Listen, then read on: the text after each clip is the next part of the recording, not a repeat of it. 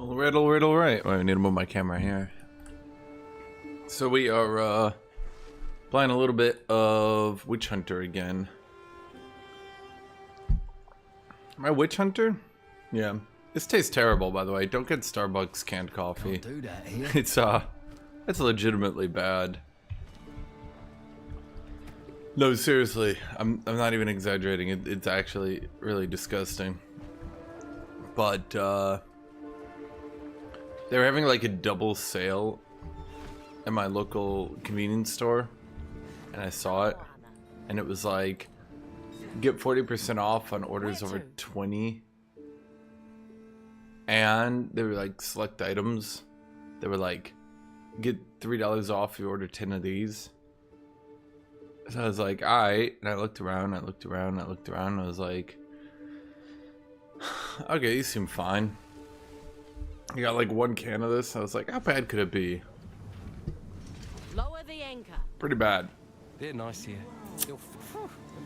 Don't suppose any of these friendly folk could offer me a beer. Friendly faces, pointy spears. Something's not heading up. Welcome, Hang on, no. in his go well. What the? I think they might be evil.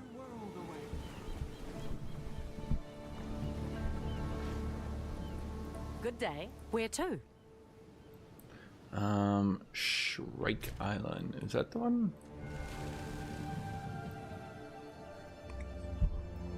Yeah, we're on Witch Hunter.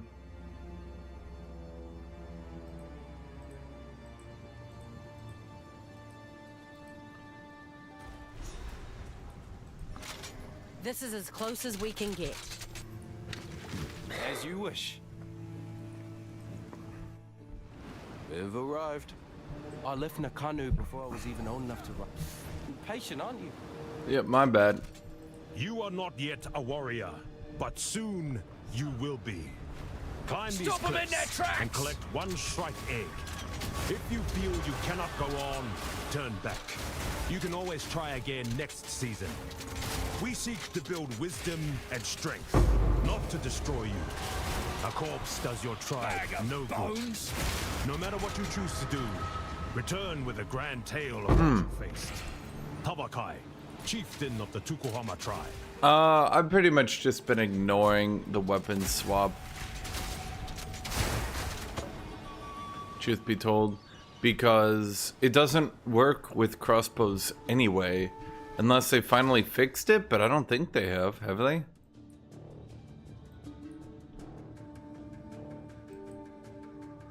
Okay, so we finally got time manipulation.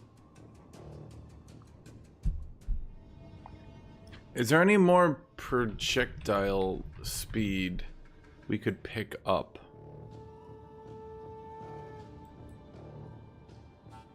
Damn, it's all in the archer area. Yeah, I don't really want to... We kind of got a good thing here. We got mostly good shit.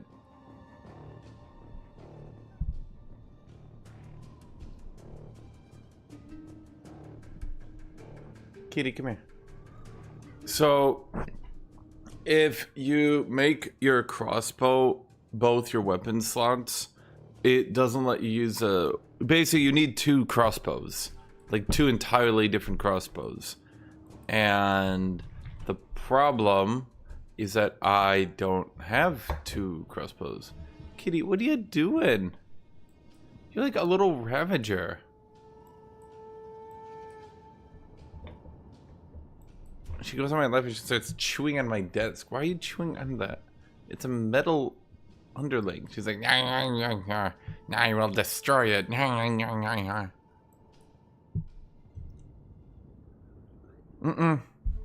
Not crossbow. And it's really frustrating, actually. You need two different crossbows to make it work. Like, two entirely different crossbows, which sucks.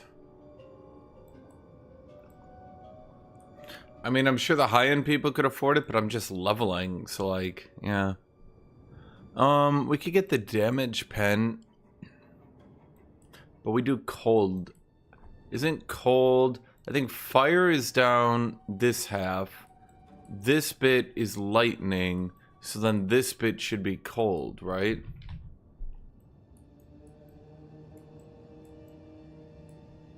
Yeah, a little bit of an overlap, but not too. Yeah. I'd always look at lightning. Lightning kind of stretches far. Holy crap. Wait, lightning takes half the tree. Then fire is mostly over this side. And then lightning... Yeah, I'm trying to look...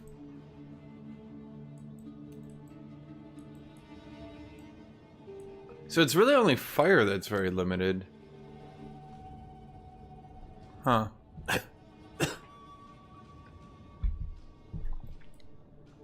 we playing the DLC for Victoria? Oh, I think I got invited to it a bit ago. Wait, is it in early access yet? I know Stellaris is starting to do stuff. Yeah, of course we'll play EU5. Maybe I didn't get invited to the Victoria one. That'd be weird. I think I did. I should be on their overall invite list. Or when's it coming out? Maybe it's like... Oh shoot, I might have been invited. And then I just literally put it so far down that I just forgot. 2 weeks from now.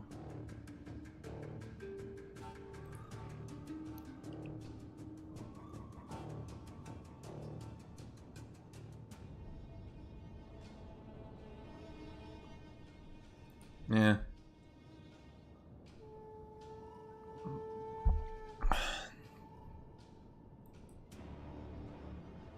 Problem I have with that game is they always let horrible game-breaking bugs in that just ruin the experience every fucking time. They value Warfare so lowly that there'll be a breaking bug with Warfare and they just go, eh. And you're like, what do you mean, eh? And they're like, eh. And you're like, that's not, you can't just say, eh. And they're like, eh. You're just like, are you serious? It's like they said,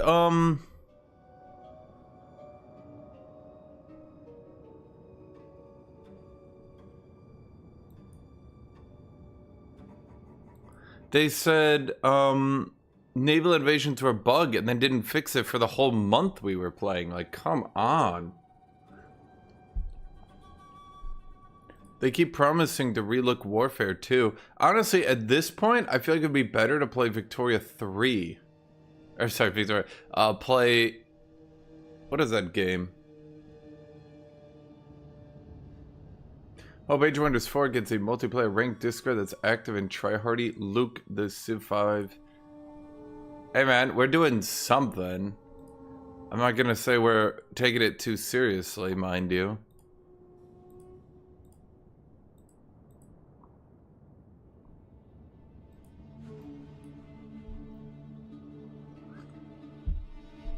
Hello, Nicholas.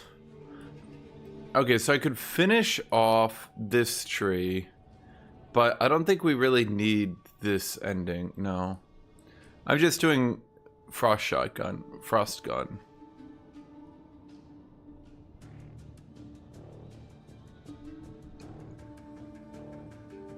My question is if I want to go here and get this one. Freedom of movement. I mean, I could get a ludicrous elemental shield, but what does it matter? Do I just go with pure evasion gear?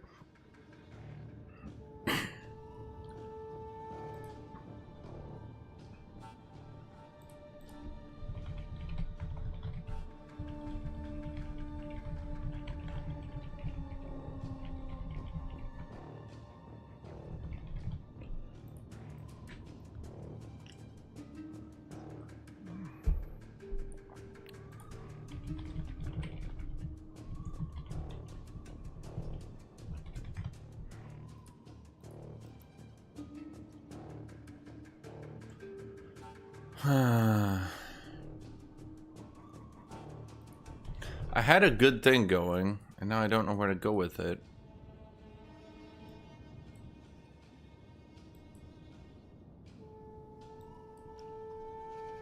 I mean, technically we're right close to this one.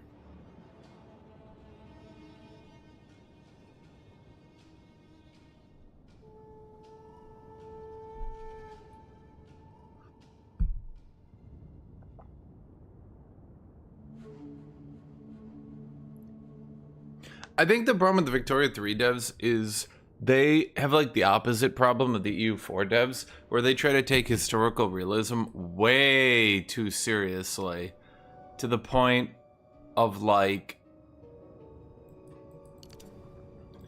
repeatedly nerfing down any way that people have found non-historical countries to be relevant. For example, nerfing down Japan, nerfing down Persia, nerfing down, they did a lot of exploit, well, if you want to call them exploit fixes.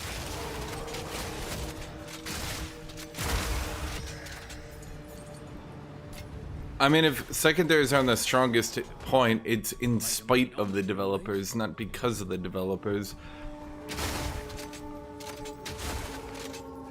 I mean, they've deliberately gone out of their way to nerf Japan and Persia in particular. They've also nerfed a lot of shenanigans you could do as a secondary.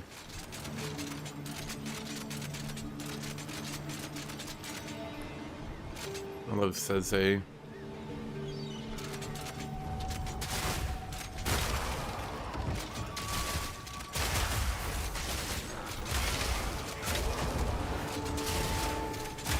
Easy.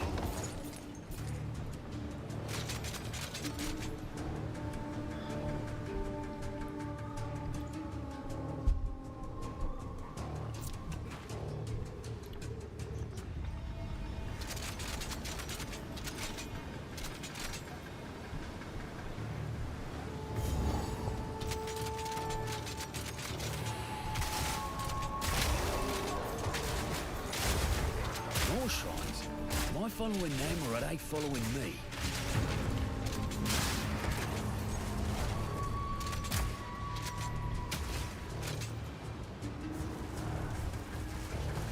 I wonder if we can do crafting here.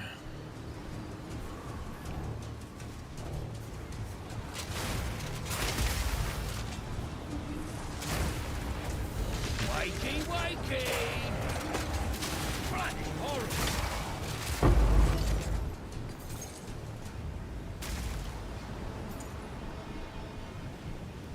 This is a Karoi rite of passage. I'll take Trophus any day.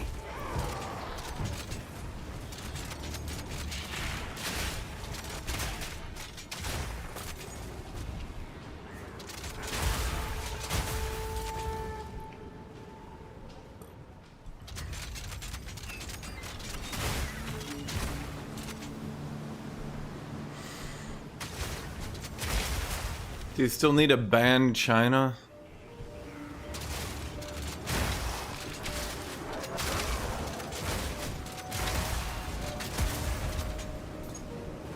I think the main problem with Victoria, more so than anything else,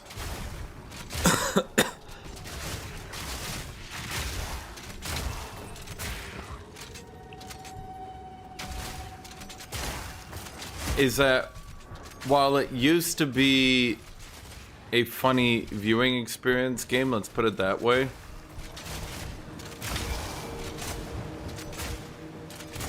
I think that a lot of people have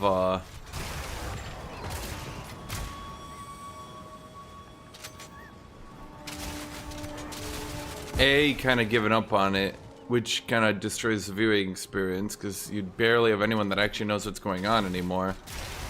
And B, no one really wants to play it anymore outside of small groups.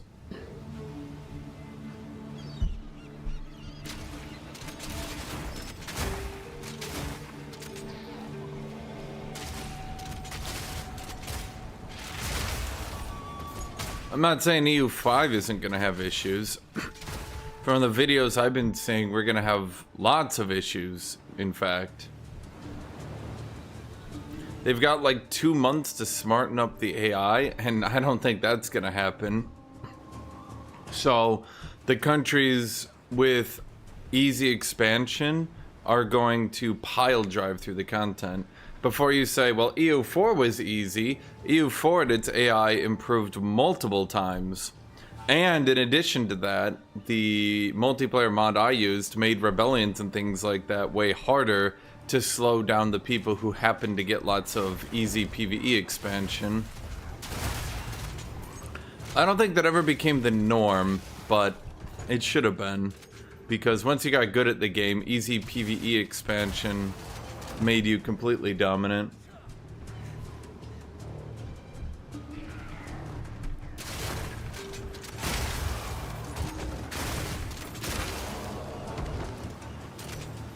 I mean, obviously, as people get better and better at the game, the AI just won't be able to keep up, but it's a matter of how much can the AI keep up. Is literally just having open land, like, boundless expansion? Because if it's just boundless expansion, especially because what a lot of people did is, eventually when they learned about lowering autonomy and shenanigans like that, it actually became beneficial in EU4. That's the map done. Now for the treasure. Stupidly beneficial, in fact, to have expansion. Because, my crossbow's really good, huh? I don't think I'm beating that one. Because, what would happen is you would, every time you expanded, you would increase your control of Crown Land. And the problem is, by increasing your control of Crown Land, it let you sell your Crown Land for more money. So expansion didn't just... Expansion in that game is like Total War expansion by the end of it, where like you were literally paid to expand. You made money off beating up the AI. Here we are, the big ugly bird herself.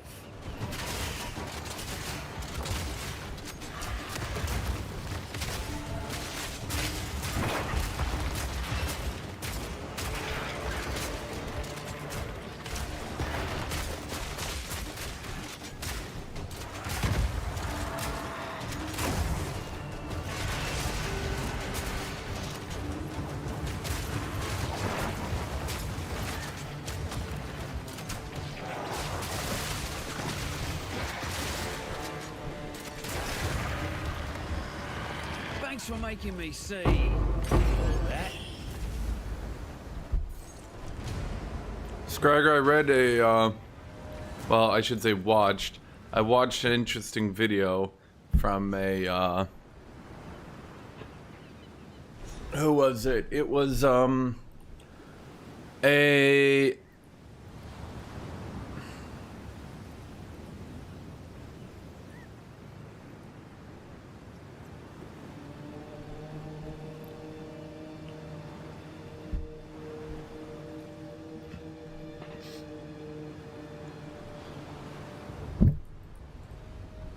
Give me.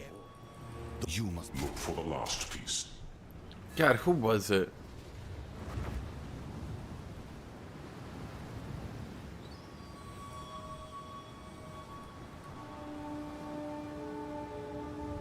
It was a former grand strategy expert for the Naval College at the Pentagon who was describing Great Britain between World War I and World War II. Well, there are differences in strategy between the two of them.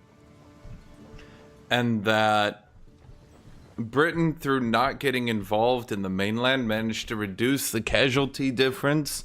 World War I, they took 1 million combat casualties. World War II, they took 500,000. Primarily through using other countries and just not getting involved in continental stalemates, as they called it.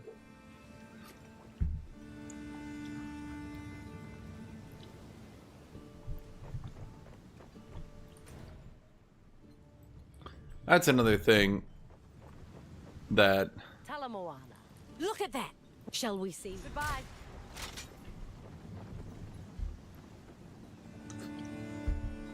That's basically what she was talking about, is after the failure of Dunkirk, that, well, I guess success of Dunkirk, that the British had to, because they were basically talking about Britain and the unique advantage, the way they described it is Britain and the unique advantages a nation defended entirely by naval power could bring.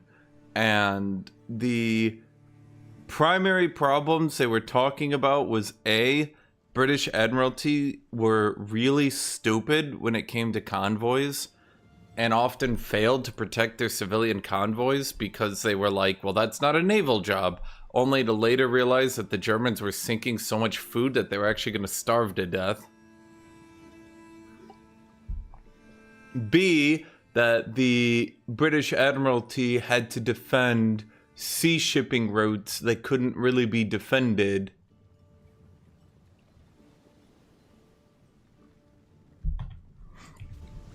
Yes? Where to? Such as, they had to defend a sea route through Gibraltar, which was why Gibraltar was so important, through the Mediterranean to Egypt, but going through the Mediterranean was an issue. That's why they had to control Malta. They lost Crete, but Crete was... Was it? Yeah, it was Crete they lost, right? Yeah, Crete. That wasn't too important at the end of the day because they just went around it. So Malta and Gibraltar were the two important ones. And then they were basically talking about how Britain was put in an increasingly stupid position, if you want to call it a stupid position, because everybody kept losing to the Nazis. So they lost Norway, so they couldn't try to help the Russians by going above Scandinavia. They lost France, and then Hitler sent up a bunch of U-boat dock.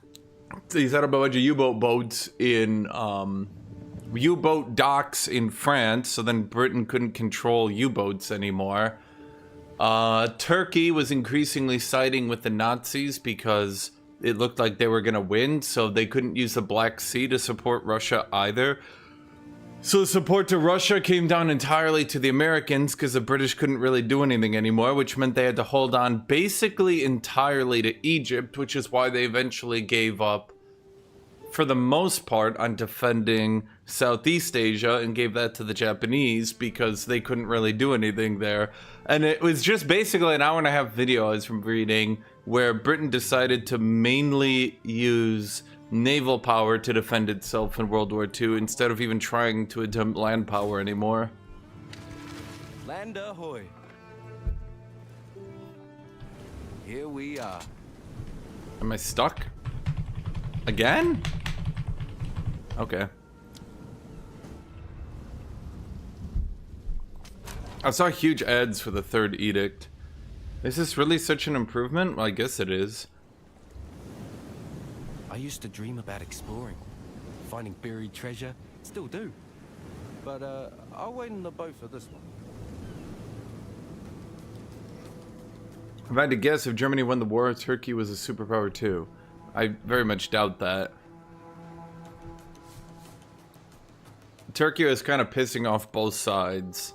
If Hitler actually won, it's highly likely that they would have just destroyed Turkey next. They were pissing off both sides by not really being apologetic to either side, but Hitler was notoriously vengeful. So the Brits kind of like, by the end of the war, were like, all right, whatever, who gives a shit?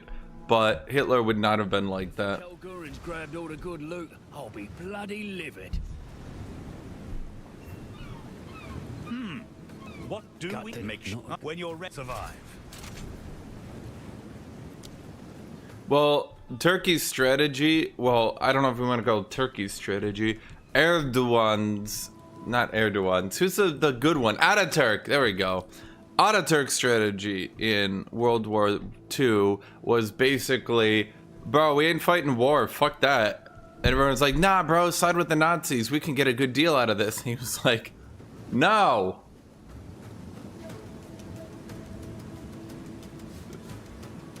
And he really, really didn't want to arm Turkey for war again because it would have just shit on their recovering economy. Always like watching things explode.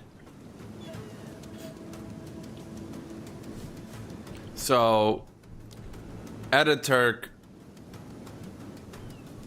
kept them out of the war. Primarily due to the fact that he really didn't think that war would be much profitable for them. As in, like, it would just shit on their economy and give them nothing. Further, keep going.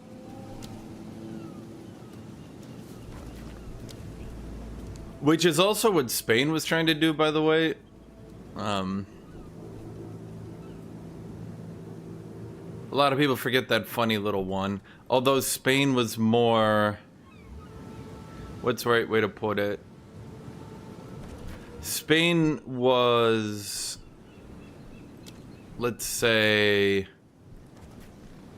hesitantly loyal to the fascist powers due to an ideological similarity. He also recognized that he really didn't want to fight Hitler's war for free. Franco. And Hitler was kind of requesting all his allies fight his war for free. Which is also why he struggled to get any decent enough allies.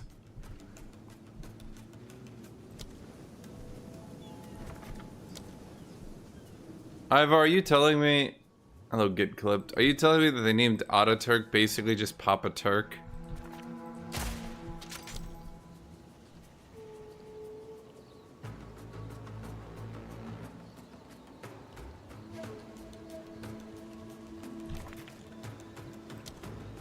I was hoping to go back in, but whatever.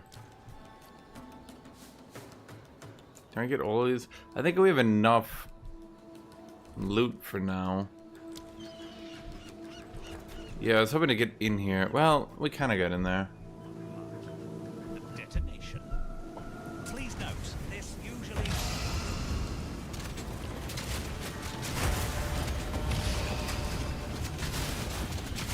I'll break ya!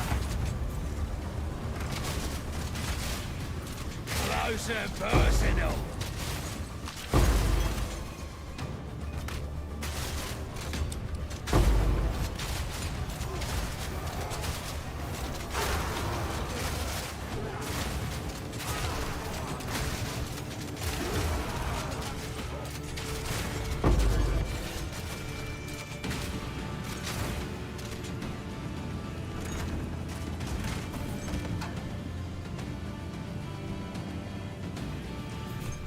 Well, Franco stayed in power because he didn't join in World War II. Much like at the end of World War I, there was a heavy feeling of, do you guys want to go fight the Spanish? No? Yeah. Yeah, I don't either. Much like why the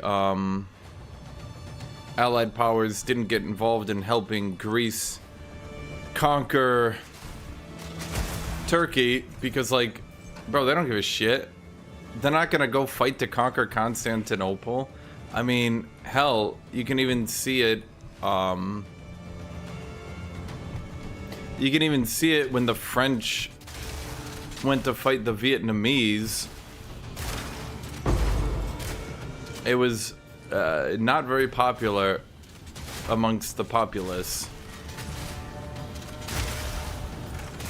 The French are like, free! We're finally free! Being ruled by others suck. Now, time to go re-establish our colonies. Have those been right under our feet the whole time?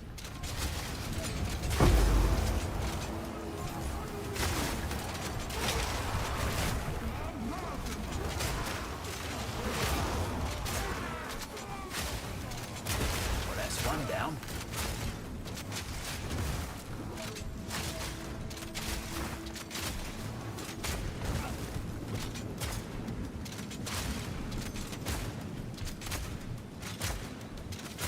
Did it miss every single pellet? What the fuck?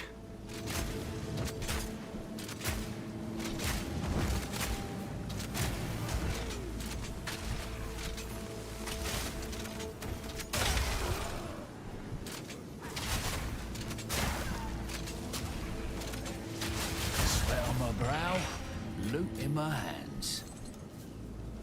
Rarity, lightning resist. The item level.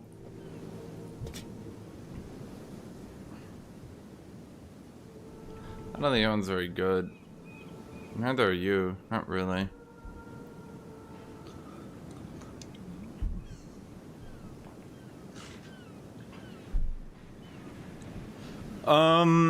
It's because Turkey is in a weird spot.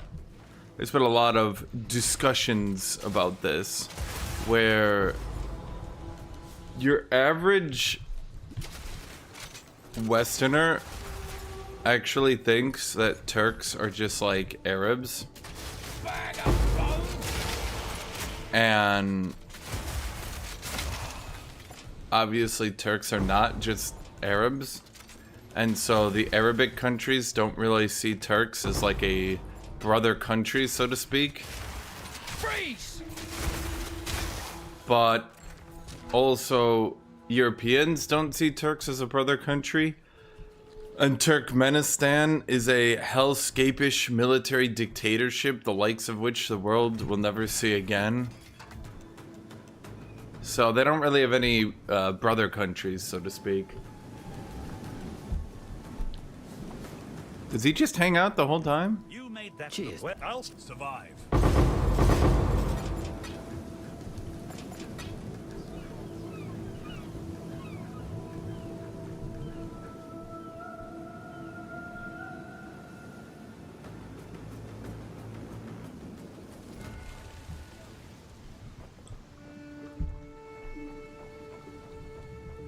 Good day.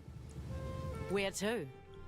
Okay, so we did that one. I believe abandoned prison is the last, right?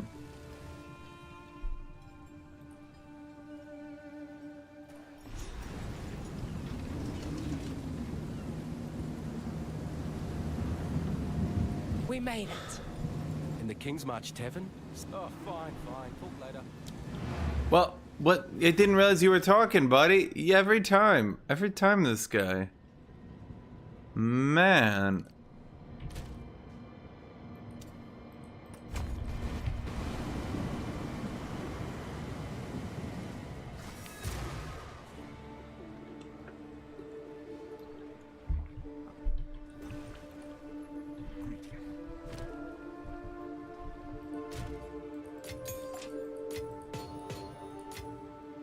At any rate, yeah, that's kind of Turkey's problem right now. Is that Done.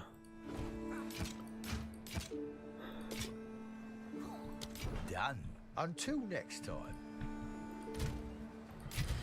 they have a couple issues, so to speak, Welcome. Here's the gear I've got. with yeah, everything.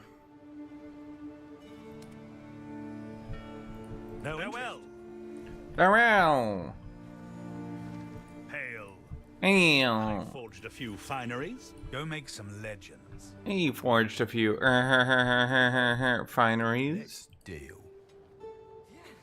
Okay, which one of these heals the most? You? Pleasure doing business with you. That one's a little bit better, yeah. Do we need an upgrade to our mana? Not really. We'll never use it. Done.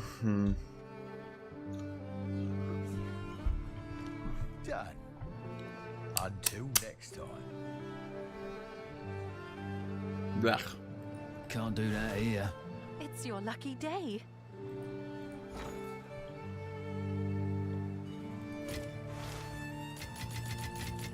I feel like I already did that. That's weird.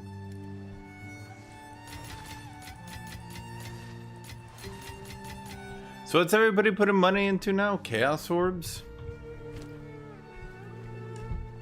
Makes sense.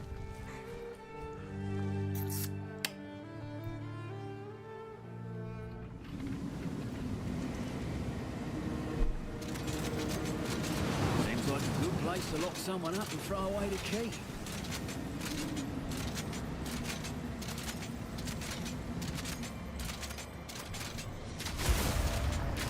How come I can't dual Easy to talk of, wield crossbows it's another matter.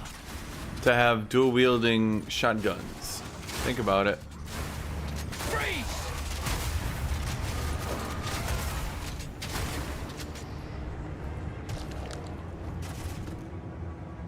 You have been weighed and measured, and you have been found wanting. You are unworthy, but fear not, for redemption is a grace which may be earned by the willing. Until then, the Empire shall be your father and Empire? your mother. What Empire?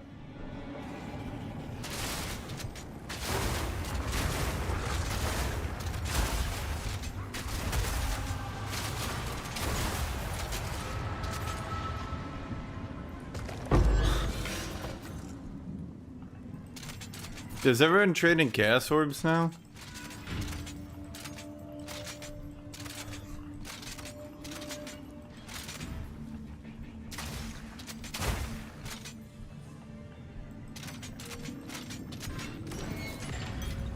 Am I gonna end up having to go tactician?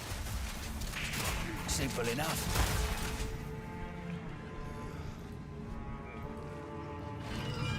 If I want to dual hybrid stuff? Should have stayed dead. Ooh, ought to keep this handy.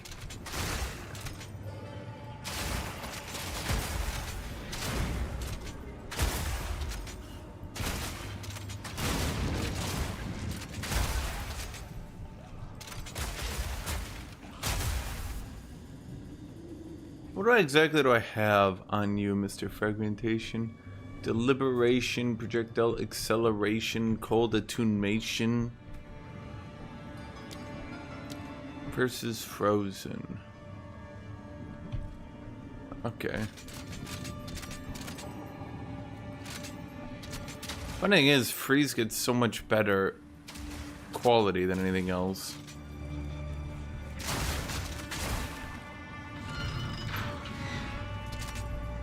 Well, that wasn't very helpful.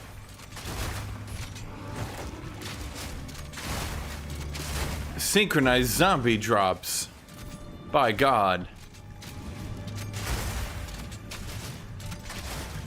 You know, a game I'd like to play if it was different was Diablo 4. Every time I think about playing Diablo 4, I'm like, hey man, maybe it'll be fun this time. And then I think about it and I'm like, maybe not. Why does oil grenade even do damage? Freeze! Here's a question for you.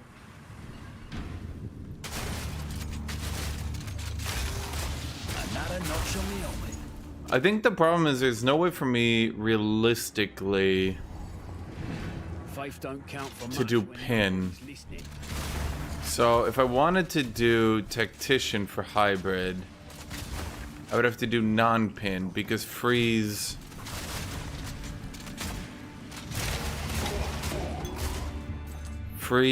and These walls, pin share a cooldown. She shall weigh your mind in one hand, your heart in the other. Choose wisely.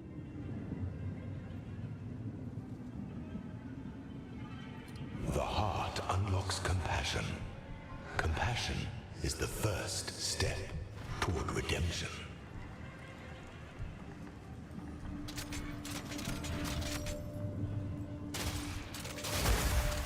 So you can do this shit so easy, like bam, free shotgun, bam, free shotgun, bam. It's a combination of bouncing from terrain, these maps always being kind of closed. Like, look how much stronger this is on these closed maps, you know?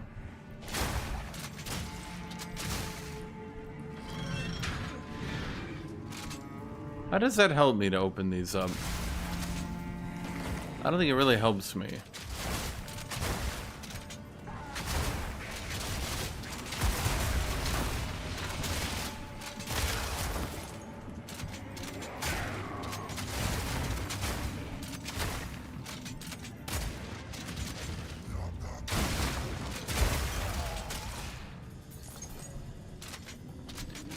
So does the Roa really remove all movement speed penalties while you're on it? Guards didn't deserve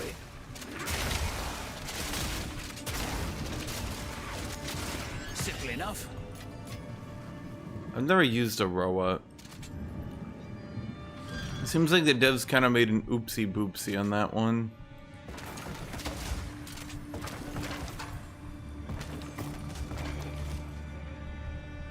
%? Yeah, I think next season they might want to reduce that to like literally none. And the advantage is you're just on a mount and you're faster. So that'll make 2 seasons of Roa being completely dominant. I don't know, devs. Maybe a bit of a oopsie.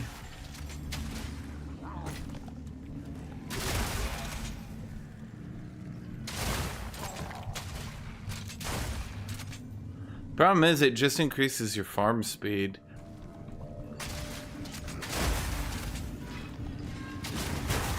If the devs really want to balance it, they need to remove it. And it sounds a bit harsh, but effectively they just do have to remove it. It just comes down to being a farm multiplier, you know what I mean? Now, how would there be an ancient prison from an ancient civilization 100,000 years old and no one's just gone in it and checked it out and cleared it out and all the undead are still there? Consider your sentence served. I feel like the developers of this game are getting a bit problematic with the timetables at this point. Not every enemy should be an ancient civilization. A greater jeweler's orb. So what's the next best thing to put on my freeze shotgun?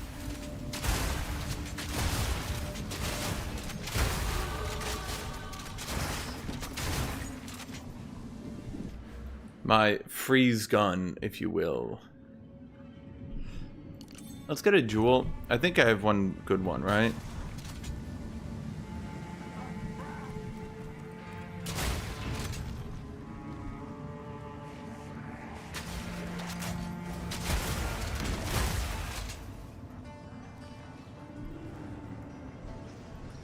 What is my free shotgun gonna shoot mini nukes? Dude, that's a good question.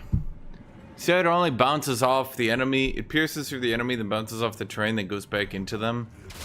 It only does that like 22 times.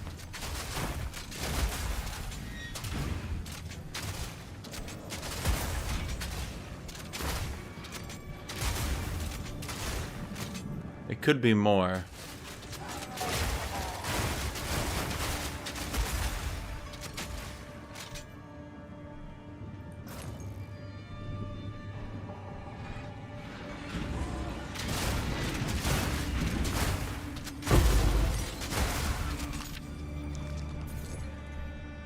That doesn't lead to anywhere, but then again, why did I think it would? Let's see here. Gas grenade, go! Greater jeweler orb. Well, let's put it on permafrost bolts. So what's the next thing I should support on permafrost bolts? Builds. Rise of the Abyssal. Witch Hunter. Main skill.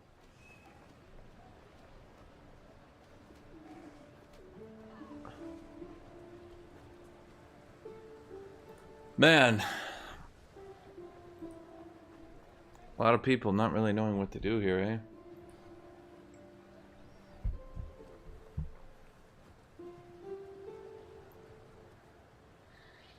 Take your time.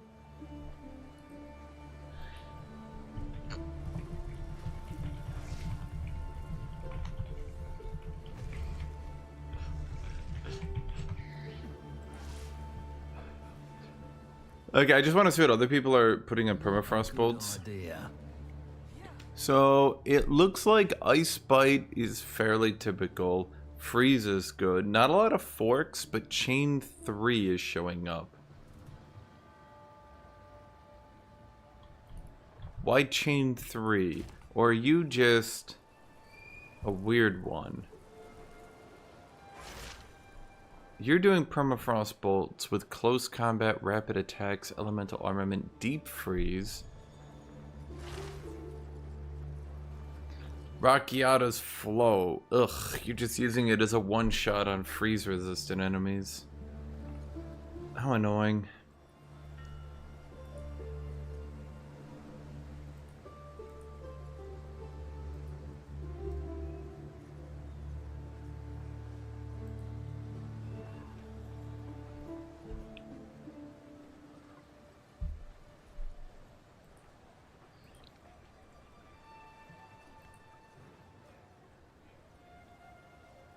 What about money as a currency getting lesser in value each passing day? It's because crafting is too OP.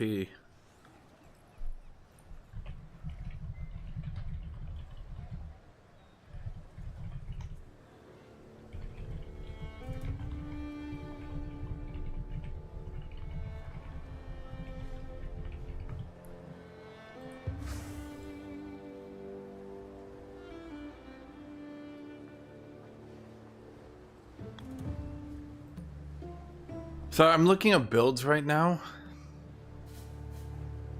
I'm just looking at builds to get inspiration on permafrost. Lots of people like freeze, but because I have so much in freeze, I'm thinking the problem is a lot of people are using... Dude, how many people are using crossbow shot as their main nuke? It's so weird to me. Why is whatever. Looks like there's a lot of projectile acceleration. Nova projectiles, streamlined rounds? Really? I see Ricochet 3. Well, wasn't Chain 3 and Ricochet 3 actually bad?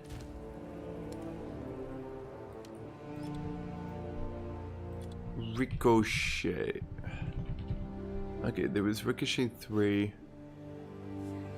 Projectiles from supported skills pierce all targets. Modifiers causing additional projectiles instead cause projectiles from additional skills to chain from terrain in additional time. Per projectile they would have gained.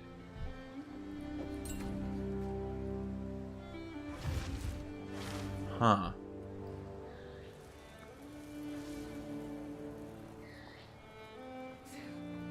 Oh, the US dollar? Oh, yeah.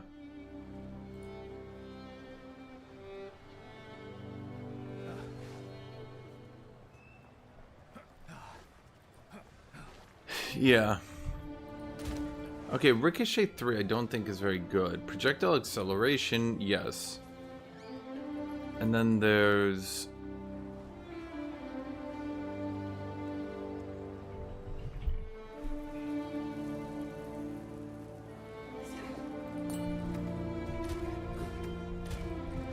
So there's this one, Chain 3.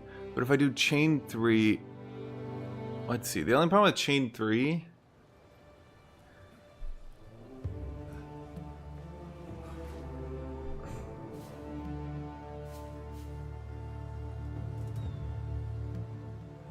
They cannot chain from enemies they pierce or fork from. I don't think I like that one. I could just do freeze, but that's... I think projectile acceleration is my better one.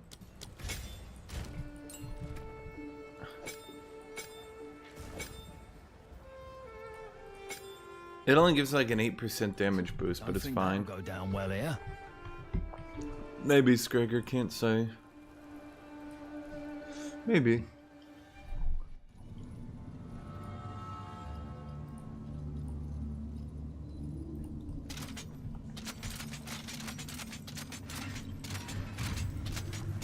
Nice shot. So now that it has more projectile speed, it should actually move to a farther location. And it should be more accurate. It basically starts acting like a real-life shotgun. And I'm not saying perfectly like a real-life shotgun, because obviously the spread is insanity. But basically, it can hit people at actual distances now. Because that's how projectile speed, ironically, actually works.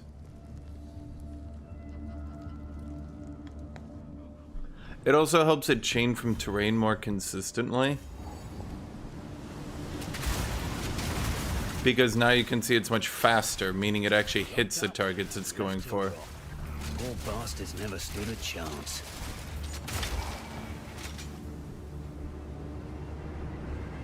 Well, it depends on what crimes these people were in here for, you know? Mercenary seems oddly sympathetic to people with crimes. Maybe he is the criminal.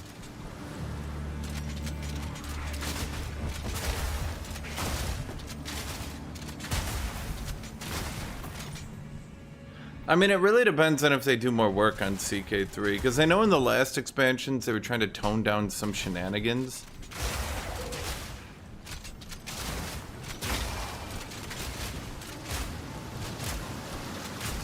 But from what I remember, most of that shenanigans toned down.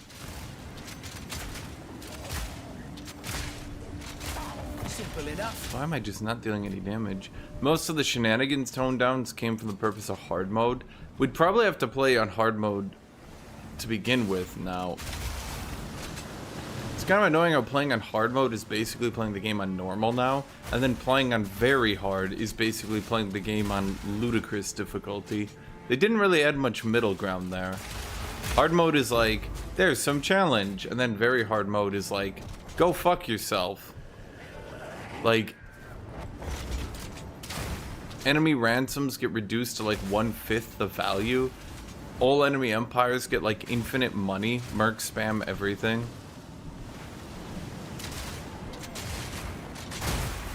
The problem when you balance like that, especially when you don't balance the imbalances, is that all you're forcing the player to do is use the imbalances to beat that difficulty. Unless you say, well, do a challenge run without it. It's pretty challenging. I don't know if you guys have played Crusader Kings 3, but you play with Crusader, it would be like playing a game like this, and the hard mode is like, you're limited to 3 supports, and we've nerfed every good support. And all the enemies have double the health bar. You're probably thinking like, oh yeah, that's beatable if you're playing the overpowered as shit specs, sure. But like, because they didn't balance the game, they just nerfed the shit out of all the meta strategies. Yeah. It's not like you can be a diplomat. Which is funny, because it's a game about role-playing and all that. But if you try to role-play a diplomat, you're underpowered as shit.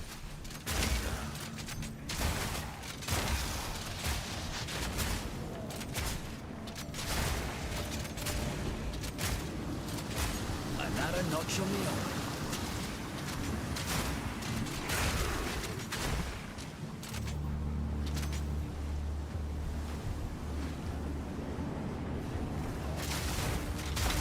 Well, there's exactly one reason to be a diplomat. You use it to go HRE Emperor, and then that's it.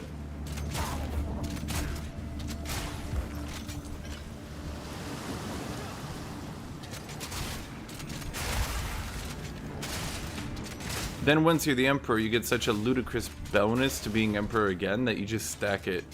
At that point, like, no one else is it's like the same reason you can be a diplomat to form a tribal federation, and then that's it. You're done for the rest of the game. As I understand it, the waves are cool. I like them. A lot of people like them. As I understand it, the problem was that stacking diplomacy was really overpowered at game launch for, I think it was Islam, because of how Islamic government worked, clan government, and so they nerfed it into the ground, which not only made it useless for Islam then, but also made it beyond useless for Europeans. And I mean, nerfed it into the ground, I think they literally halved its bonuses.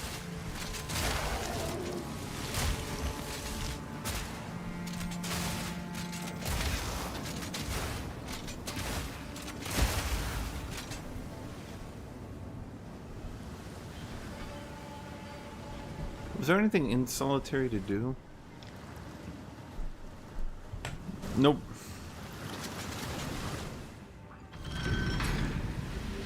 By the order of Emperor Zaro, my honored predecessor, none may enter this chamber, The prisoner within is beyond death, beyond force of arms. He must be left to rot for all time. Emperor Chitis Perandus. Imagine he actually was immortal and we just walk in here and free him. It's a banker's skull. Whatever's down here, they didn't want getting out.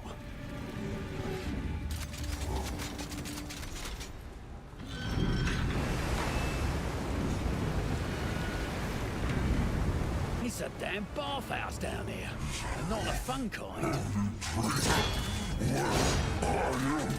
Look, mate, I didn't put you in here. That's true. We didn't put him in here.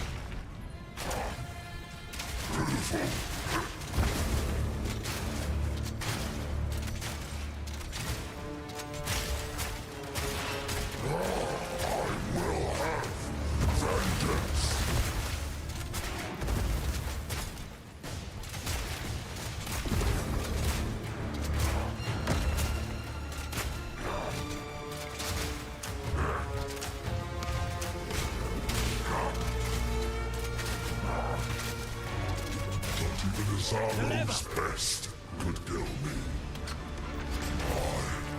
I am eternal. Do not fear your own demise.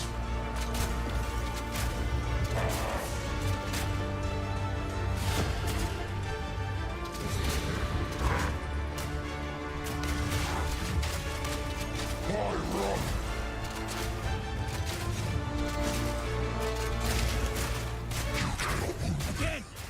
I cannot die. You cannot burst me. Yeah, I'm just wondering, why didn't anyone else try shooting him with the ballistas that they have in the room? Now undone. No one else thought of using the ballistas they have in the room? It's almost finished.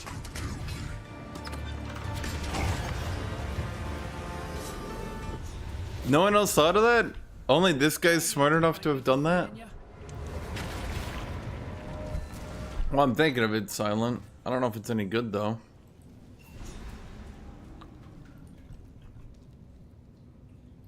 The final piece is symbols. The translation work we've done. Is it enough? Something about a forge. This part says you must finish it, or something like it. You must forge it.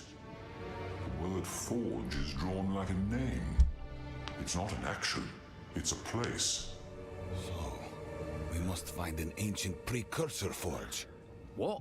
Just an ancient empire to an ancient empire. I'm forced to admit, I have no idea. What would I do with Tactician? Because I can't use pin. They live here, after all. This is the final piece. We have succeeded. Let us meet back in Kingsmarch to plan our next move. I wish I could save builds and swap to them with money or something.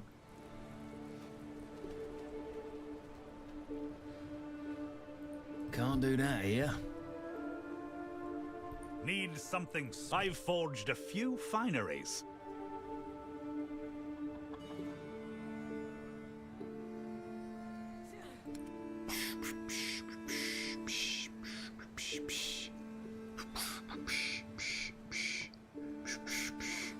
These holes suck.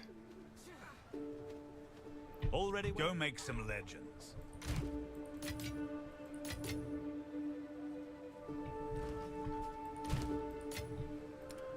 Well, at least I'm filling my crafting station back up. Here's what I've got. Why does he sound so swarmy? He just sounds like he's trying to betray me. What you got there, pal? Wow, he says. That's great.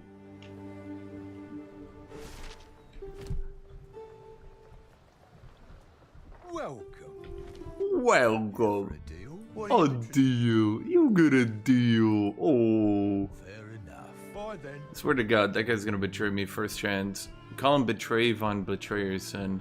The betrayingest betrayer. Swear to God. Trust me on this, chat.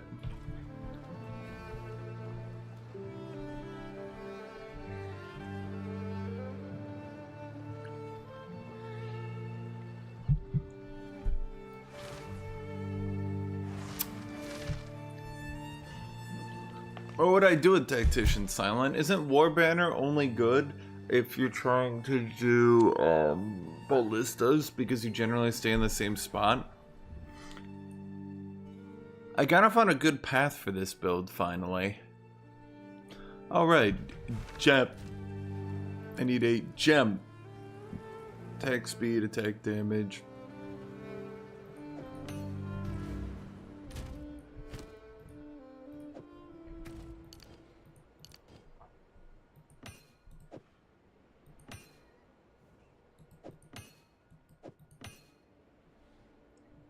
Is that considered attacks?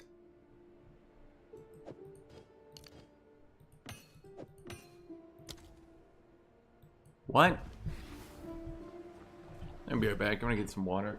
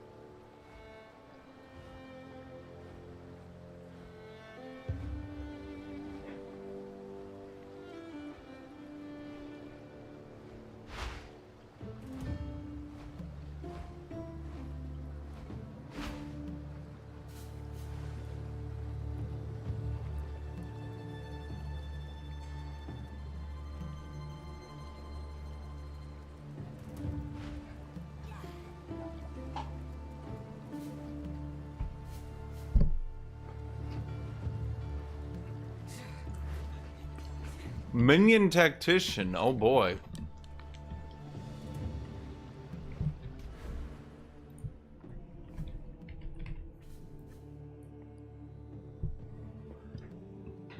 Long distance relationship. Maybe I just need to stack minions. Wait, they literally removed the minion node.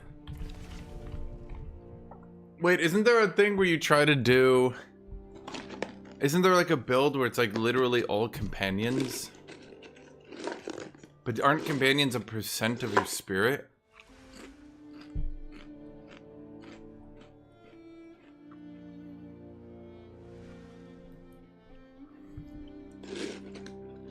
So how could you do that?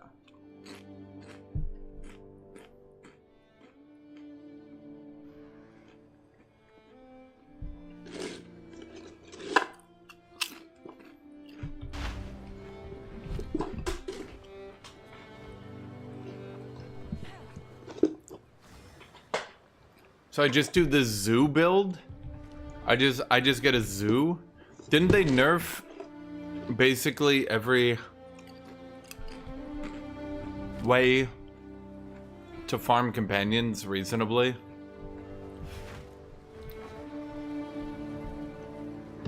So now every way to farm companions is like super annoying and tedious. Miss McCoy. I've never I heard. have. Really? My took when they came, What's she this put that she was buried. Where? Arrested. Arrested? I We need to work. Where to?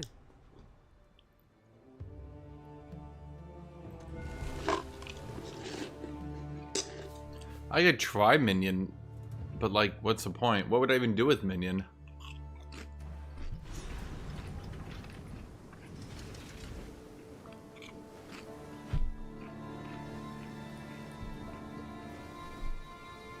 We made it.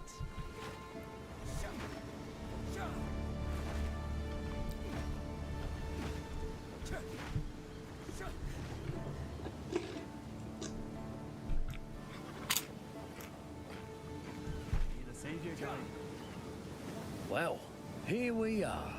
Again. I am so pleased you made it, friend. Erastus and the Order welcome. Quit it. I see. I'm looking for... Please. Your timing is quite remarkable, you know. Together, we can witness the birth of a new tomorrow. A better tomorrow. Now, I must ask that you wait here a time. I shall fetch the first herald. He will know how to aid you. I am sure he will be delighted to meet you. You need a support gem that makes you summon lightning minions when you hit. All right, what was that one? Noise. Seems I didn't get the invitation.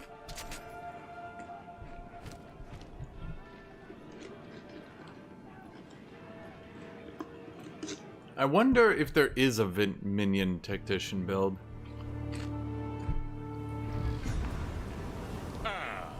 The meddler in the flesh.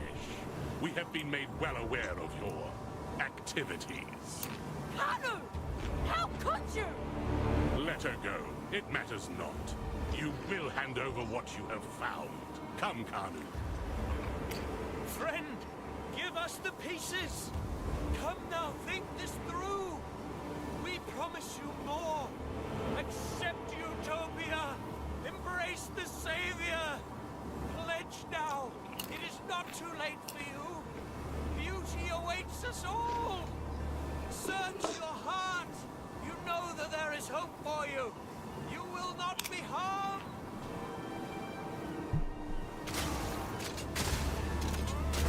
Screw your Utopia.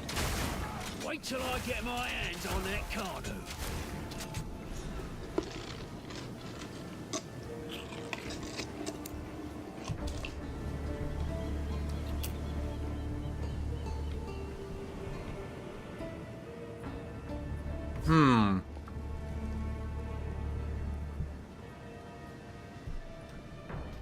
But do they count as companions? Because I don't have any minion nodes. I only have companion nodes. Yeah, minions are, they removed them all from the south.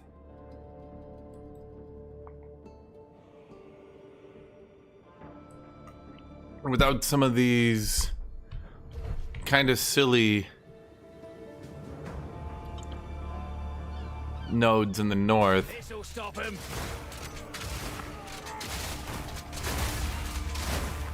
At best, I could get a from nowhere gem and work that way.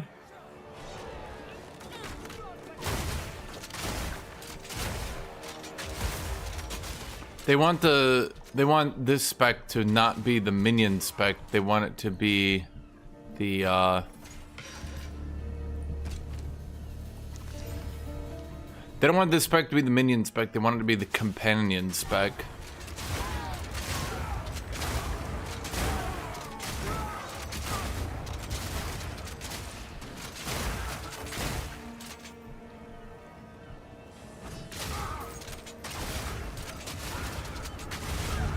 What's with the number 1? What do you mean?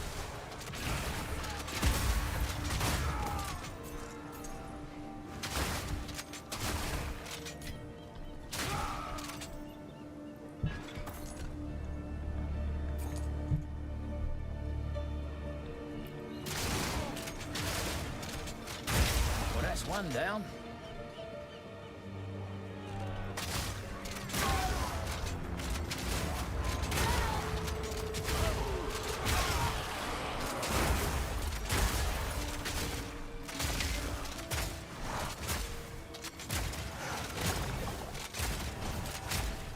Oh, that thing next to your name. It means you've talked in chat the most.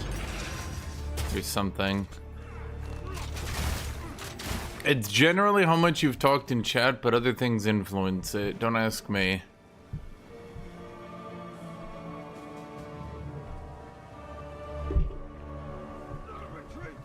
Instead of adding channel points, YouTube decided to add sillier things for some reason.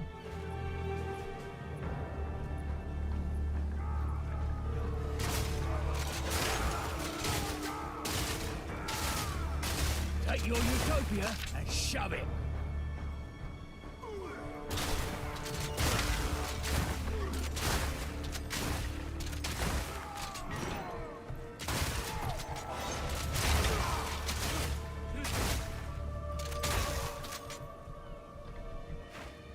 I've seen everybody using permafrost bolts not even in a permafrost build anymore because they made it so good at freezing that people are picking it in other builds just to freeze bosses.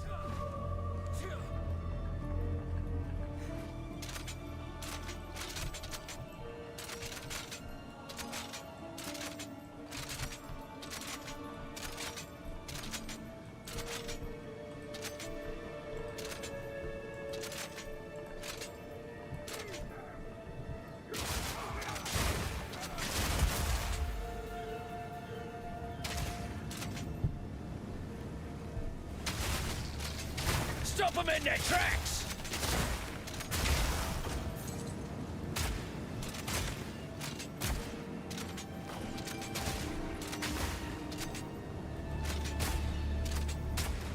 How come this one sounds less like a shotgun than the free shotgun? The free shotgun's like BAM!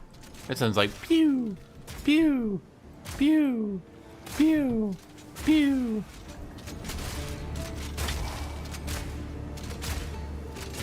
Simple enough.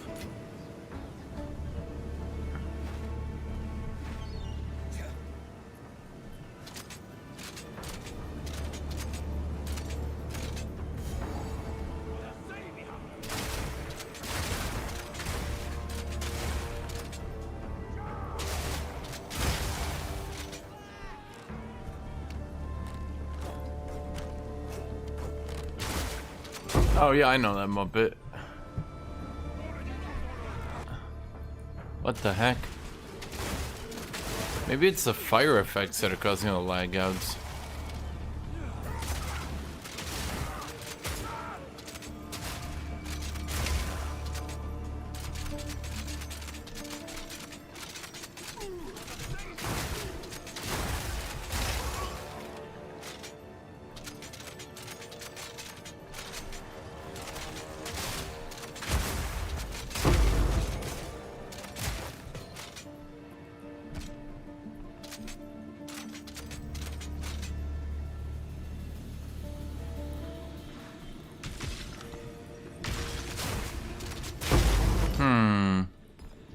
This is annoying.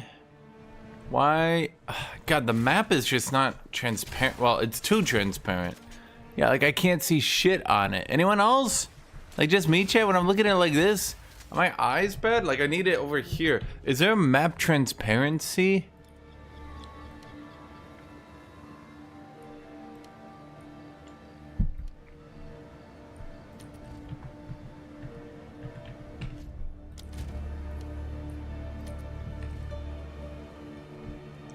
That's a bit better, yeah. It's like right when it's on this ground, I can't see shit. I'm trying.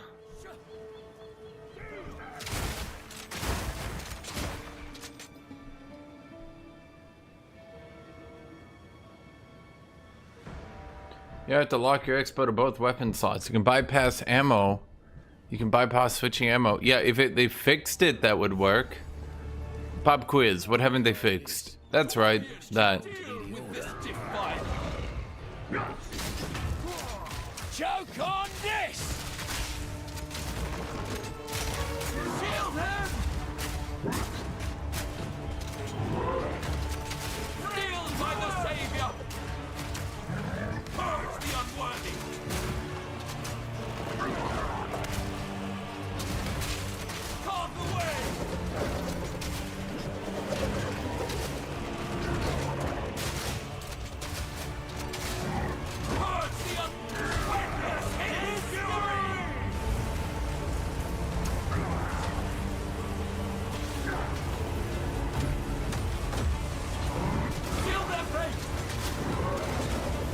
Ow. They ain't sending their best, are they?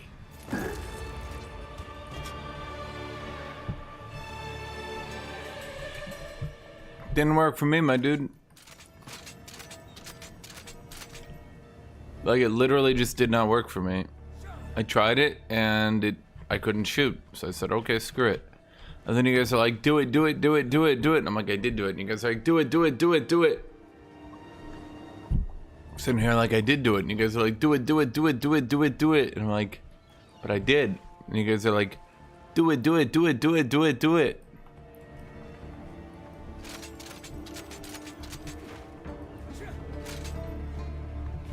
Oh my god, we didn't find any of the gems. This is redonkulous.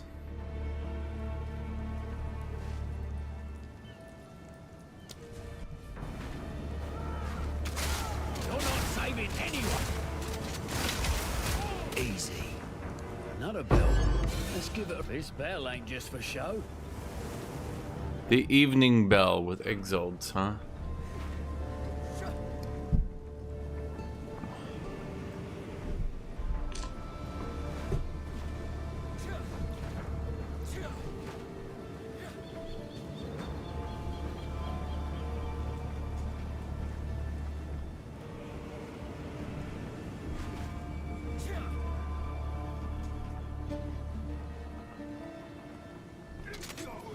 Shot. Oh, he's shot. Yeah, I did that, and it literally did not shoot my guns. It completely stopped me from shooting.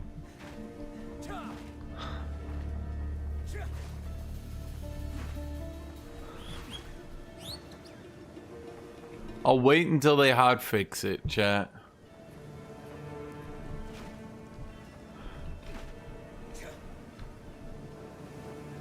Okay.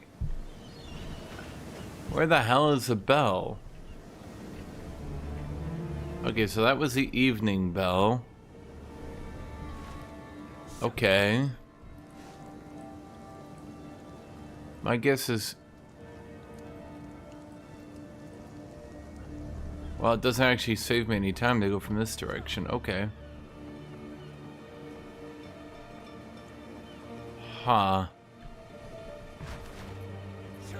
I mean, it could be here. Yeah, that's what I figured. So...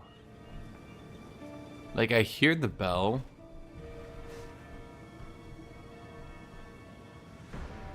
Is it maybe there and I just didn't click it? Did I maybe see it and I just didn't click it? No? I mean, I feel like I would definitely have seen it and clicked it. Huh.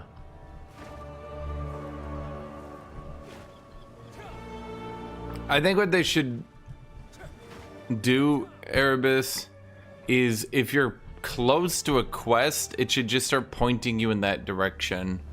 Like, give like your character like a little like, hey buddy, go up there. I think that would be a good compromise that would make it feel... Because like when you're doing maps, right? And you're generally close to something, it'll be like, hey buddy, try that direction.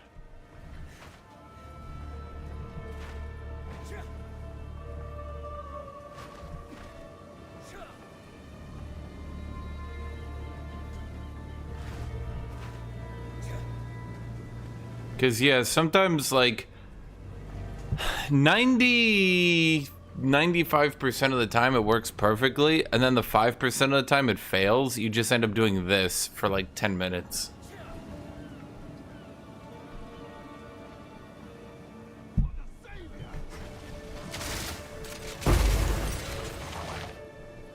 I'd wager that's a problem.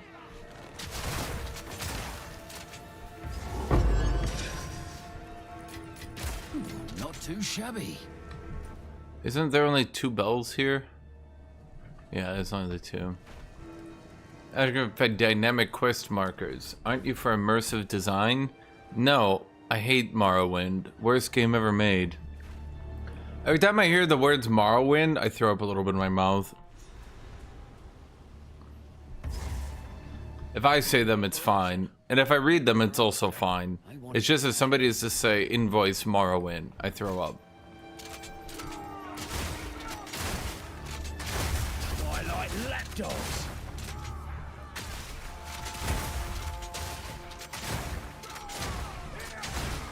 This'll stop them.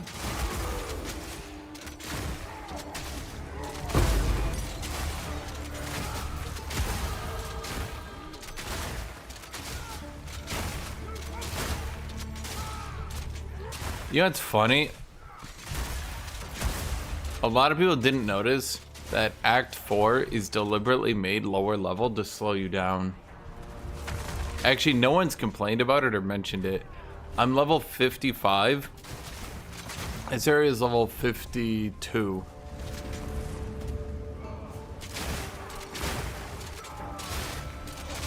Act 5 deliberately slows down your level progression to keep the campaign going.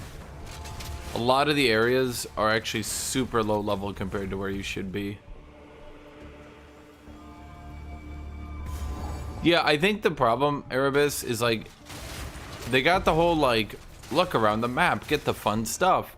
They got that down. The problem is when that fails and it's just a weird map gen that didn't point you in the right direction, or you just don't know the layouts perfectly yet, like then you just end up like wandering around. And some people just do not learn map layouts, which is fine. It's just like, yeah.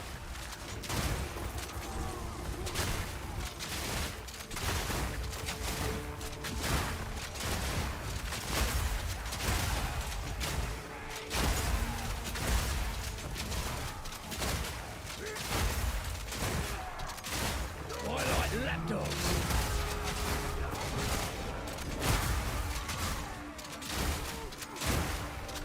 The problem is there's not really any point to going to my other shotgun because this one chains and pierces so much that especially if I'm going through packs of enemies like this, it's going to be faster to do this and to swap my weapon. Because I just don't have my other one set up to chain and pierce as much.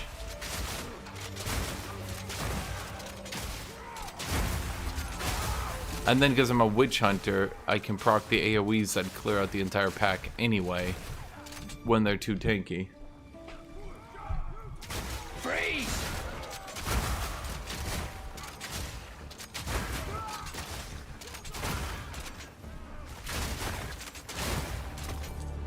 Plus, they're all generally frozen.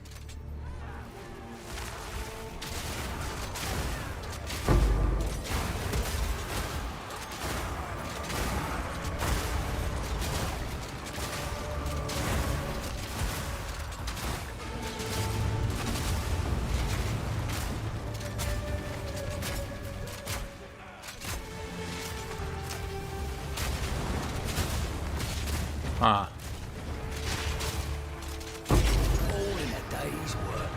Should probably proc it at least on her though. Otherwise we get to be here for a while. Rarity, cast speed, cold resist. Well, it's good for somebody, just not for me.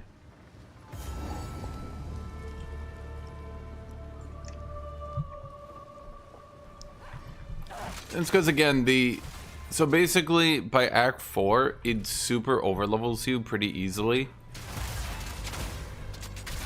Early Act 4 is a little bit rough, but you end up super overleveled, and by that point you're just trying to find the end of the map so you can move on, because you realize that you're farming a low level zone. And not everyone realizes that, and maybe some people just like feeling giga overpowered, but it's really obvious once they notice it. I think the problem is they realized that Act 1, 2, and 3 level you a bit too quickly. Act 3 in particular could probably end up losing. Like, in all honesty, I think Act 2 should lose about 2 zones, and Act 3 should lose about 2 zones. And that would definitely make more room for Act 4 to not have to make you so far underleveled Because the problem with Act 4 is that it has to keep you under-leveled because, like, you're already level 55. Like, you're closing in on endgame levels. And it's still got Act 5 and 6 to give you. I think reasonably Act 2 should lose about 2 zones. Maybe from those middle areas that are all 2 zones, either lose a zone or shorten them. And Act 3 should definitely lose about 2 zones. Truth be told, I think the Matland waterways should just be yoinked. Not even because it's the most hateable, but because it literally does nothing for the plot. Just make the water drain from the one area. My life's work is about to be finished. The Twilight Order will see to it that the world is... And, I would honestly, I'd remove Matland waterways because it's not very interesting. People don't like it. It's kind of long. Reasonably, it's just like the most removable, so to speak. And then, I don't know which other one. Well, even if it's cool world building, they need to shorten it so that the rest of the game has more time to move on. Act 2 and 3 just level you up way too quickly. Lather up! Recoil!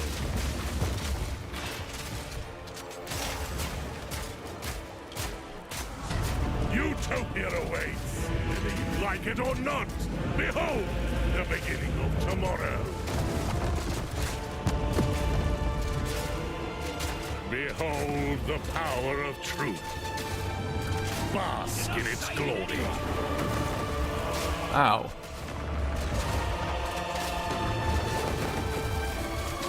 Strike! My lady, you must take your leave. I will bury these fools. I will bury it all. For the Savior! Please, please, please, take me with you, please! Wait, I know where they're keeping the beast. Orith, they're in Orith, please. Please forgive me, Makoru, please. Treason is unforgivable. Wait, no. Let the ancestors judge you.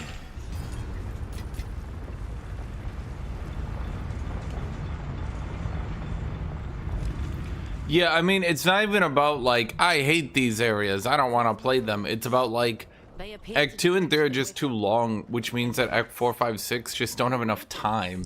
The ones that came before. Like, the only reason I'm not continuing to level is because I'm so far over leveled that I'm just starting to get huge penalties to XP. All roads lead here.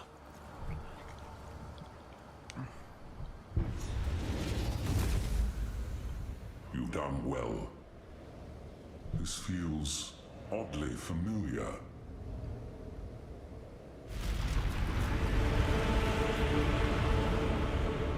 This will take most of my strength. Stand back.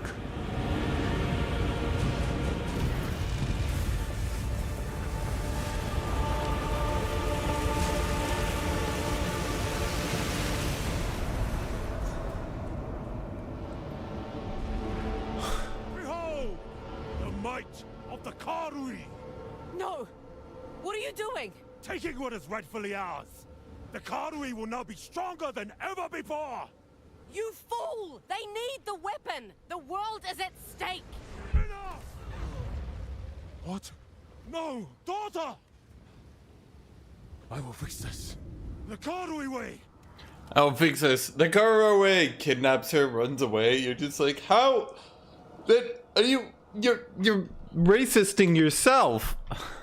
The weapon is radiating intense corruption. It will sicken and madden all those who near it. Quickly, he has returned to Nakanu. You must stop him.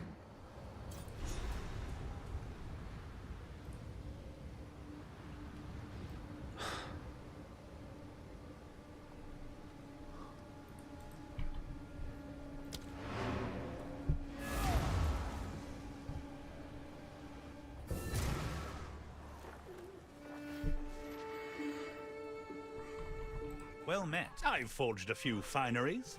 I've forged a few. He starts laughing. He keeps laughing. He never stops laughing. Fineries.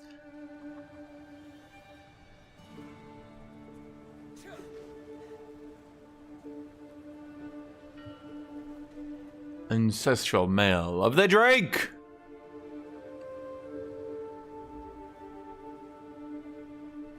No farewell. What can we do with the chest plate again? Essences. Is a magic item to a rare item, a guaranteed modifier for life. It's not a lot at all. 100? Surely there's something better. Body. Boy, that's all you can do? So you might as well get a rare one and then just go for perfect essence of ruin.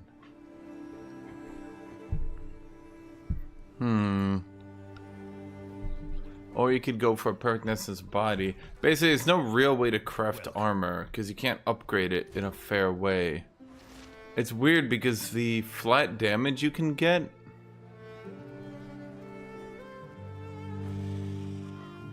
Did I use all my flat damage?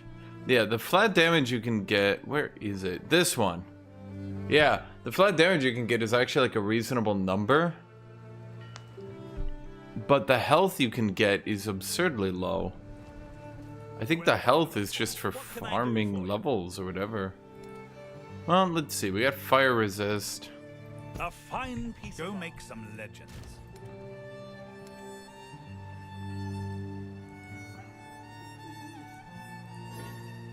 Too low level. Armor and evasion. That's not too bad. Okay, fine. Let's use our essence of health. Body armor. So, literally, the only thing you can slam on body armor.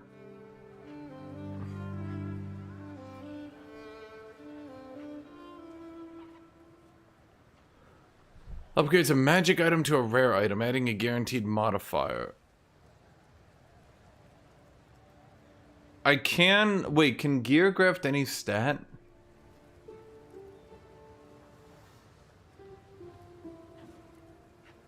That's ridiculous. That's so random.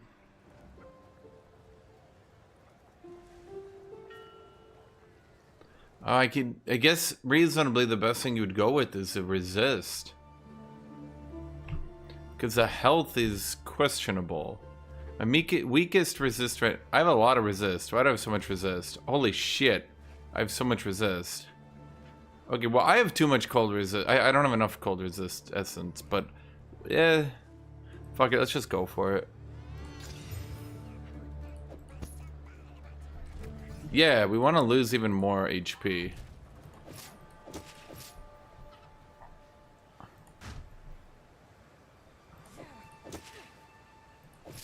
Yeah, I kind of prefer the armor. Aesthetically, I mean.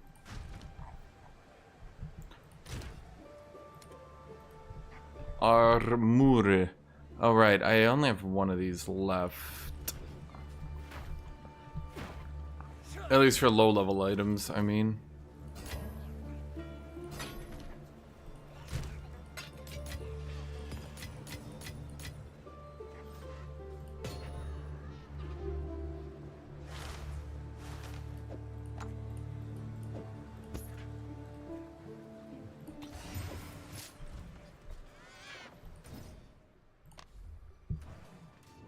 Honestly, they're gonna nerf their shit into the ground. What did they do with, what is that league? Harvest? Everyone always complains about Harvest. What did they do with Harvest that everybody was like, they destroyed it? Deflection rating. Ugh, both of these are bad, but I guess deflection synergizes more with me.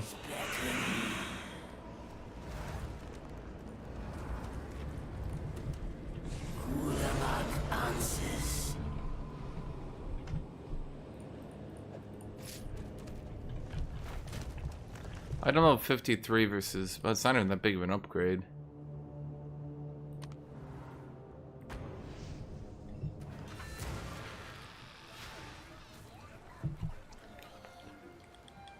Problem with deterministic crafting is as seen. There's literally a gear deflation happening. Where, like, gear is becoming less valuable over time. Back soon. Gear is becoming less valuable over time because people are crafting better and better versions of it. In fact, if I was to look at it, like, let me just find some boots. Boots. I want to do hybrid scaling, but I don't know if that's a good idea. Armor. Evasion. Movement.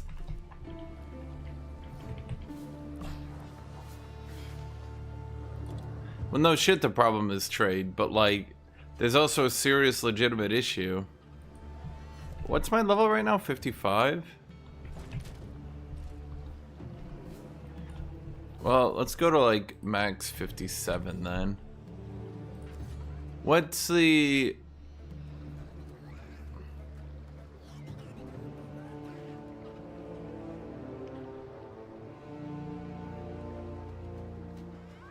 Bro, that base rolled so terrible, that's actually crazy. Okay, maybe we should, like...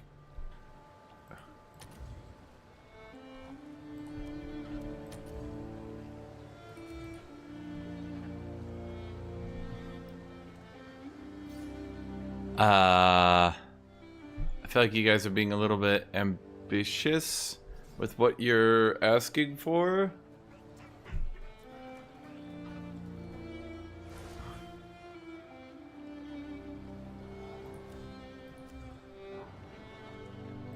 Well, shit, if they're just gonna start doing rarity, let's just start asking for 20 rarity then.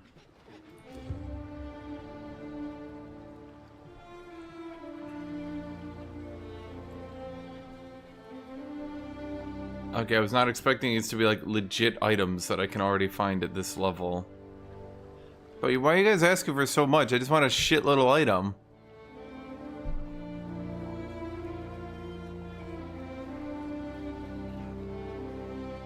Oh yeah, you haven't heard about Defy 2 and Constricting Command and all that shitteries?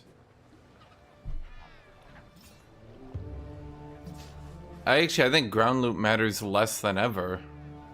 I think what you said is the opposite of how it's actually working out.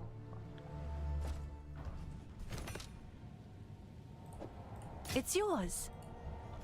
Thanks for the Ground loot is basically worthless at this point. You get high tier... Basically, you just try to get a high tier blue, look it up, see if it has modifiers everybody wants.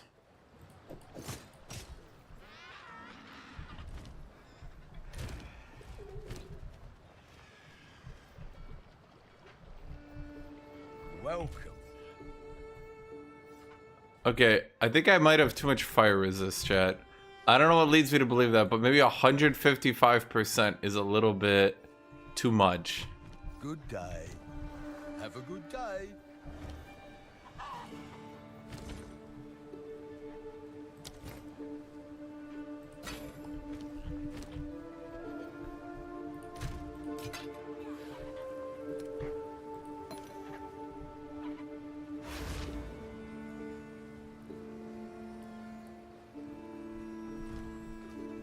What can I hear for a deal? There's like, Trade League gets a bit silly too. I'm like, I want a belt. Let's see, we want armor. Not item level. We want, what is the miscellaneous? Is it item level? No, requires level.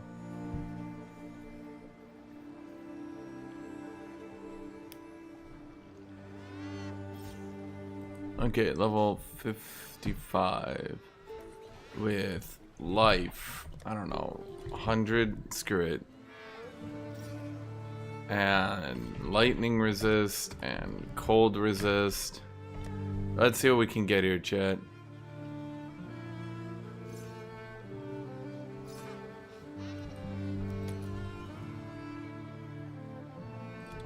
But we could just search by plate belt, could we not? You tell me armor doesn't have armor. I find that hard to believe. See, chat, isn't this great? with gear being totally and completely devalued and obsoleted,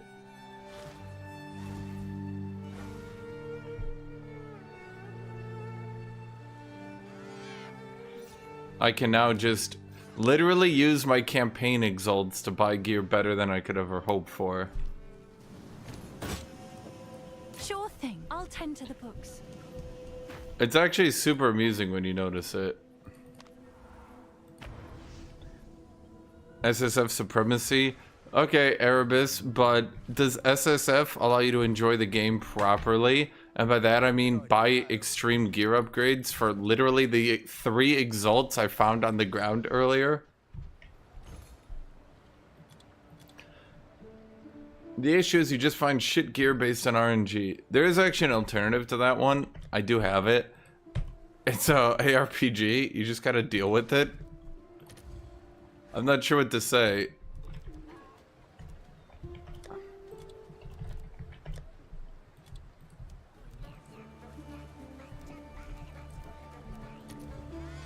Like, yeah.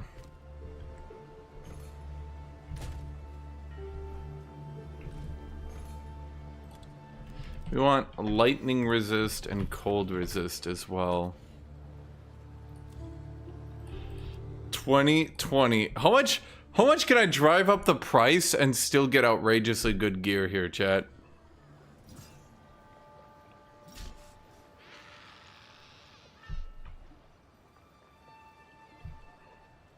What?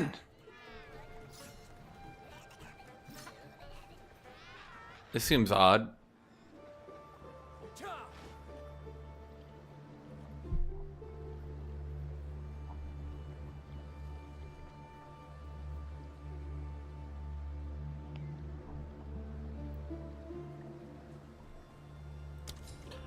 Yeah, literally just the exalts I found on the ground today. This will be the most expensive item. At this point, I'm just doing this to be funny, chat.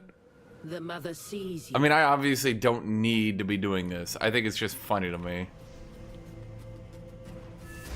Like, the fact that everyone just puts the cheapest, shittiest gear for sale. What can I do for you? Boy, this looks really dumb. Hail. I've never had a character look dumb in campaign before. They're normally pretty good about it. Huh.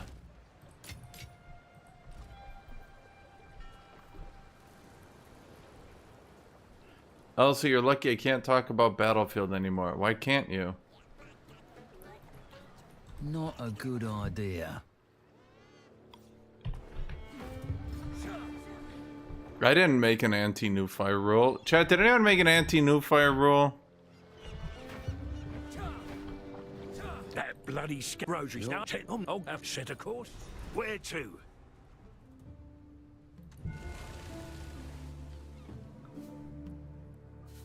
See, chat, look at me. Now I'm way tankier for a tiny bit of investment. It's kind of good they kept auto trade away until Act 4. I'll help ya. There you go. You're under NDA? Good. Honestly, it's good that someone finally came in with an anti-new fire rule.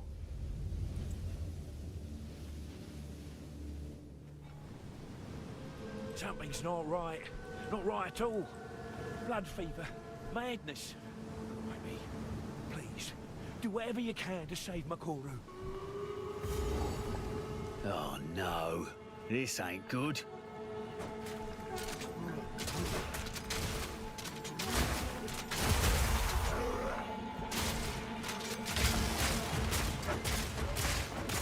Damn this blood fever. Ain't got no choice. Like, they're like, I'm morally alleviated of any possible considerations on this being a bad thing. Everyone stares at him. He's like, what? Everyone stares at him. He's like, what? You have calling strike against rare and unique enemies that have been in your presence for a total of at least 34 seconds.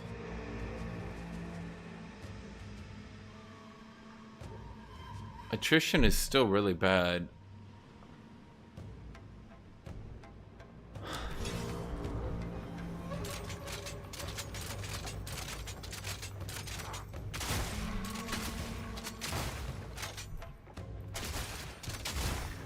Havoc tore through the damn thing like paper. Yeah, I think, in my personal opinion, the answer to what do you do if you get shit drops is you just deal with it.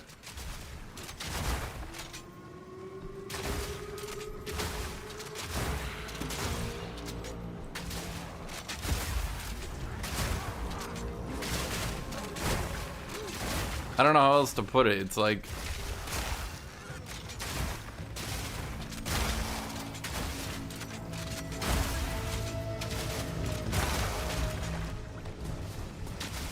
I mean, it is an ARPG. I don't really understand the sentiment that ARPGs can have no downside ever. Like, what did you do in Diablo 2 when you had shit drops? Just dealt with it. I don't know. It's like, there's been this weird mentality shift that Diablo 2 is the greatest game ever made, but also we need to change everything about it because it's not actually that good. Well, wait a minute.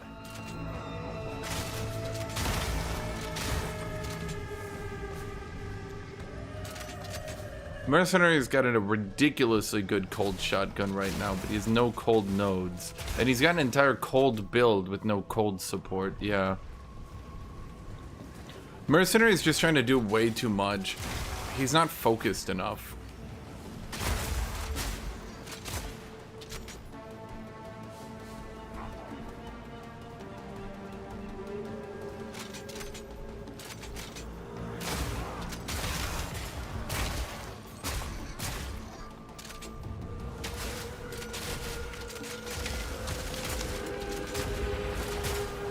Okay, well, if your argument is Diablo 2 was not as good as we remember it, then that's getting into a whole different argument. Then why do we need to have all the things that Diablo 2 did still in the game? One skill in AoE wiping the map? Okay, but why do we need that?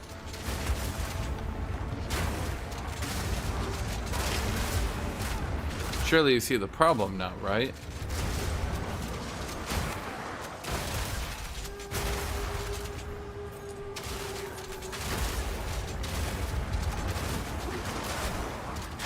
NDAs are 100% enforceable in the NDA, in the USA. That's very shit advice. Do not believe the dude telling you NDAs aren't enforceable. They are very, very enforceable. In fact, due to how the US law system is, they can basically just argue that you breaking their NDA lost them infinite money.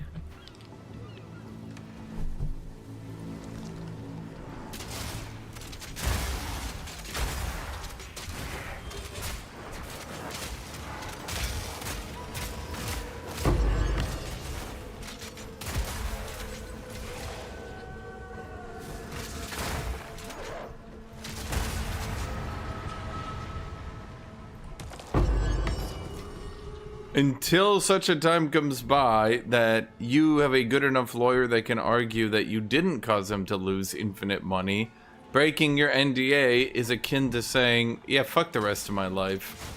If they are vicious enough to you, that is, which some companies are, just to prove a point. The US law system is outrageously abusable. It 100% favors corporations, particularly because what they do, even though people don't like to talk about this, they take it to some of those southern states to actually sue you in. They don't sue you in like California, where there's actually like defenses against corporate litigation. They take it to, oh, what is that one area? There's one area notorious for like where 90% of all business suits are done. This'll stop them.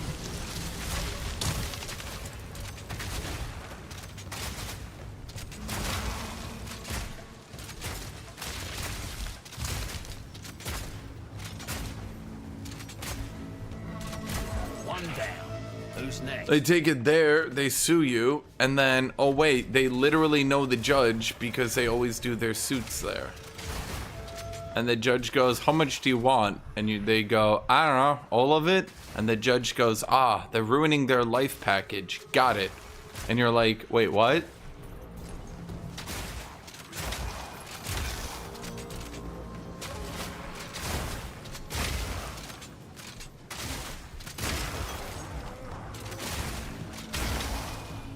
Open up!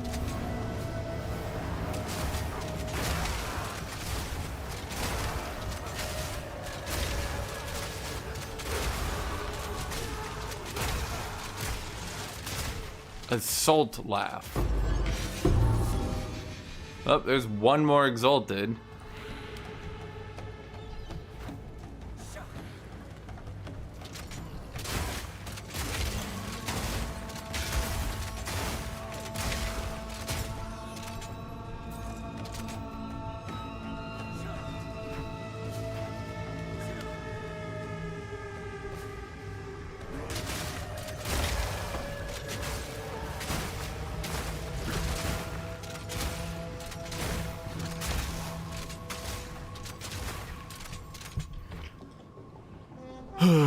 That's actually why a lot of these judges getting appointed by Republicans, particularly under Trump, are doing so much damage to the US litigation system because they have interesting opinions on the law. It's not even about like a lot of you people that vote for Trump and Trump saving us, Trump appointees, blah blah blah. Like a lot of you people think like they're anti-woke, they're defeating the liberals. No, 90% of the time they're just appointing people that are like, corporations are people and have as many rights as a human being, and you're like, that's not what I voted for. And then yeah, that's basically all they do. Huh.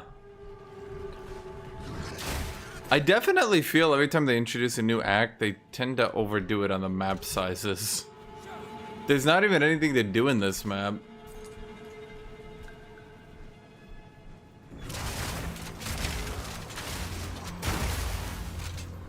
Anyways, that's because picking up one Exalt has me set for life on upgrades.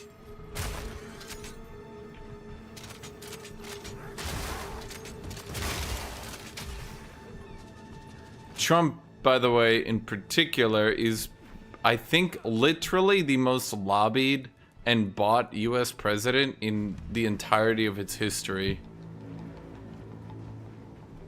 Yeah. It's like not even close. I think his first term should really have solidified that for people, and for some reason no one paid attention.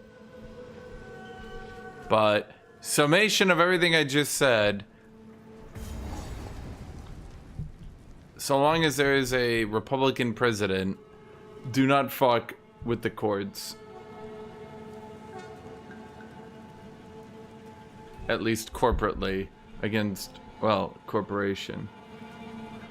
Thoughts on Trump's lack of support for Ukraine and lack of pressure against Russia? At least I know I'm going the right way. I mean, like, I think the real shame of the Trump presidency is that Trump is obviously bought and paid off by Russia, but it's considered a contentious issue to bring up.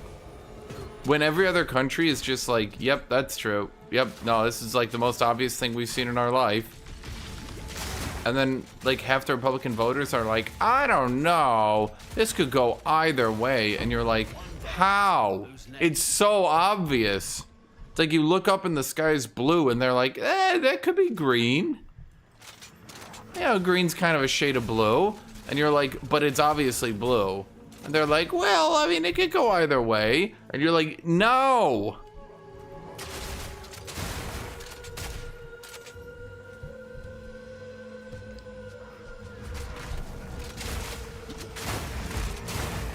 I think if they, the real thing is silent due to how level scaling works by like enemies and all that.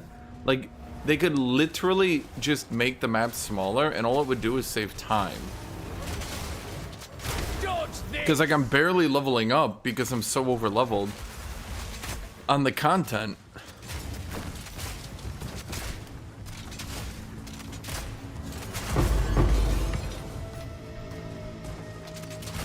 Thoughts on Trump's birthday card to Epstein? Anyone who wasn't a colossal dipshit realized that the Wall Street Journal wasn't gonna lie. And that if they happened to not tell the truth, they would have retracted it, apologized, and fired 900 people. The fact that not only did they not retract it, but rather doubled down on it, and then protected their investigators legally. Yeah, you guys remember, the Wall Street Journal is not some, like, liberal journal. Like, you guys do know that, right? They're a very pro-corporate journal. That's why they're called the Wall Street Journal. What I personally suspect happened is the Wall Street Journal finally got pissed off, at least their owners, got pissed off at Trump fucking the US economy every other week. Someone found this and they asked the top end, and the top end was like, bro, just go with it. I don't give a shit. Fuck Trump. Because otherwise it would have just been buried. Wall Street Journal doesn't give a shit. Trump could literally have Epstein alive and be partying with him right now, and the Wall Street Journal, so long as the economy was going well, would say, bro, we don't give a shit. They're called the Wall Street Journal. Like, it's kind of crazy to me. But, I mean, names aren't everything. Sure, they could call themselves Liberal Rag and still be reporting the same things. It wouldn't change anything, right? But let's just say the history of the Wall Street Journal is very pro-corporate as well. So this is not a liberal rag reporting this. This is like a very, what should be pro-Republican, pro-corporate newspaper printing a very anti-Trump article. And you might say, well, they would print it anyway. They owe it to the truth. No, they don't. Didn't they literally have some articles a couple years ago about how, like, actually unions were bad and losing you money? And everyone was like, what? And they were like, our corporate overlords actually suggest unions make you weaker. And people are like, what?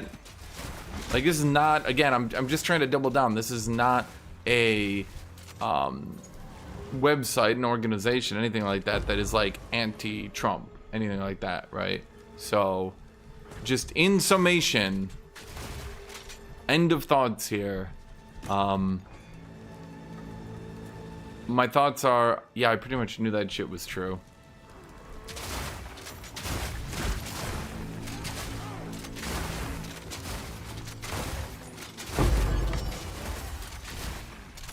Man, I got so many greater jeweler orbs, just bam, right there.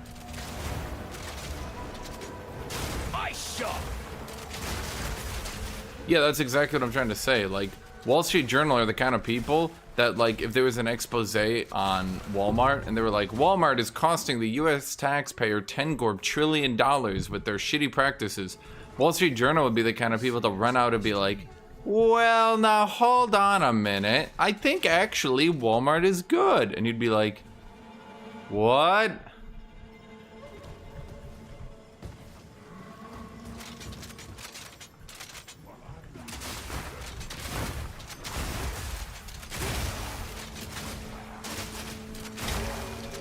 I think a lot of Republicans haven't exactly clued into the fact that Trump is fucking the US economy for years to come, and that a lot of businesses really do not want him in anymore.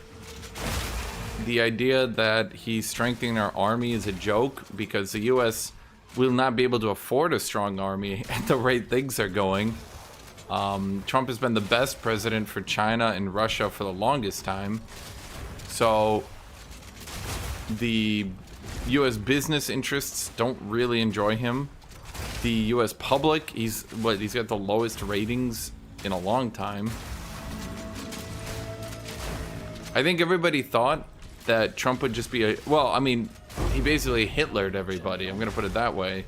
He got business interests all supporting him because he was like, hey guys, we can work together. And all the business interests were like, yeah! And then he got in office and he's like, I'm a dipshit. And now the business interests are like, maybe we made a mistake here.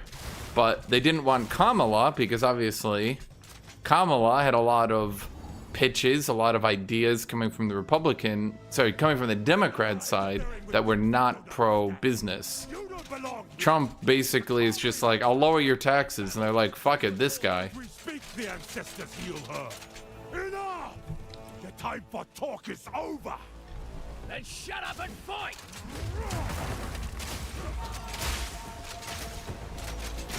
Late to Gohama! I thought he said Lake Tukohama. I was like, okay.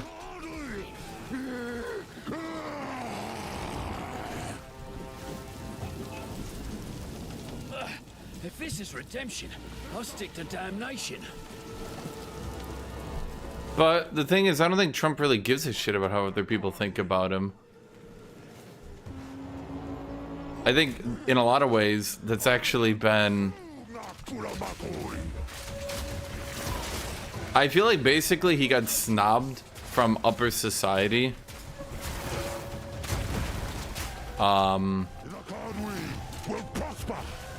Ow. I think he got snobbed from upper society back in the day. But like upper society people really didn't like him. A lot of people don't like... A lot of people don't know that. The upper society of the world really doesn't like Trump. Now they will know. Now they will fear. Lend me your strength, Tokuhama. This is not the way. A lot of people don't realize some rich people don't like how much he flaunts it. All I have done in your honor. So be it. Well, that's why I actually started hanging out with people like Epstein, as he gets shunned by the upper class society because he was too obvious. Upper class society doesn't care about anything. They just don't like...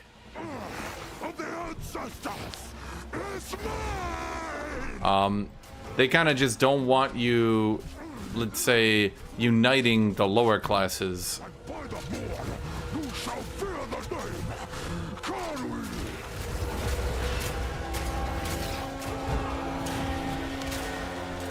Well, Trump unites the lower classes by kind of making everybody hate him.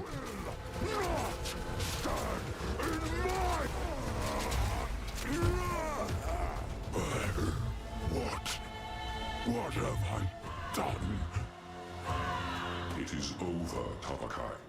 I mean, if you look at the more rich people who are still outrageously political, they just stay in the shadows. You don't really ever hear about them. That's really more how they prefer it.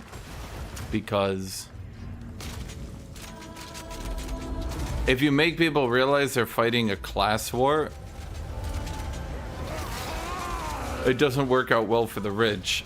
They're a bit outnumbered. Forgive me. You have my...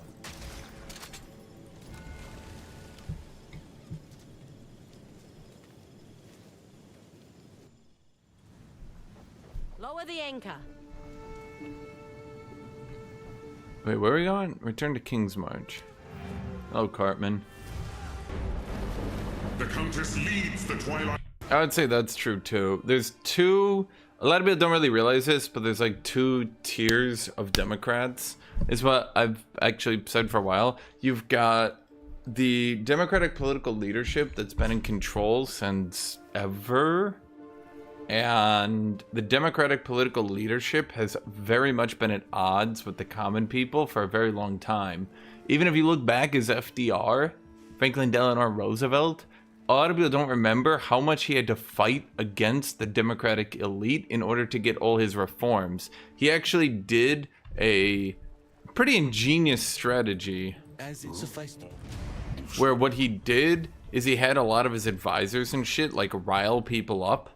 And then once people got riled up for reforms, he basically went back to the Democratic elite and was like, shit, guys, geez, I don't know what I can do. Like, everyone really wants this minimum wage reform. And they were like, no, no, no, you can't fucking do that. And he's like, geez, guys, they all want it. There's nothing I can do. I got to give it to them. And they were like, no, no, no. And he was like, no, well, I guess we're just going to have to.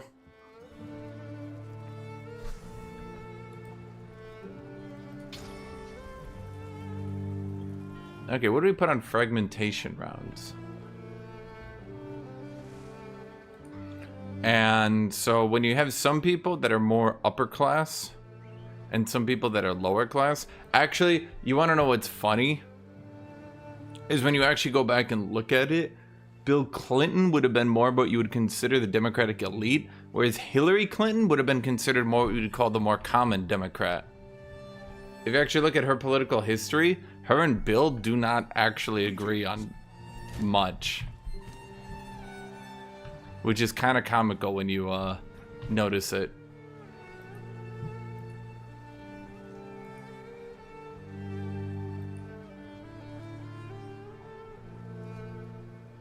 What are other people doing in fragmentation rounds?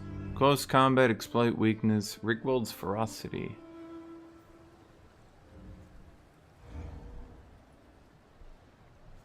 Ah, okay.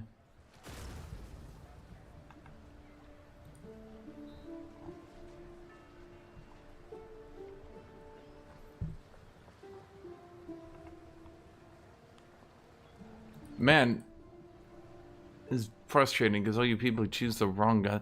I'm trying to see what other people are doing so I can get an idea and, oh, man.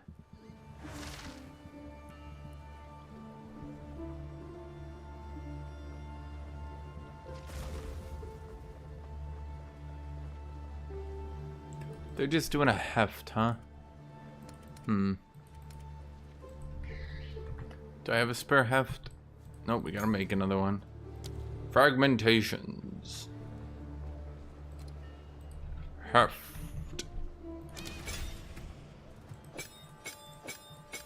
Ugh, that's not a lot of damage gained.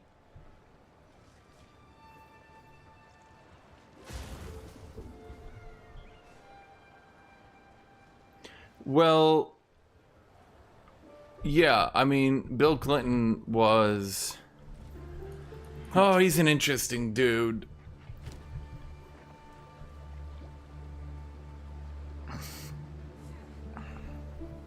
What the fuck is Ricotta's flow?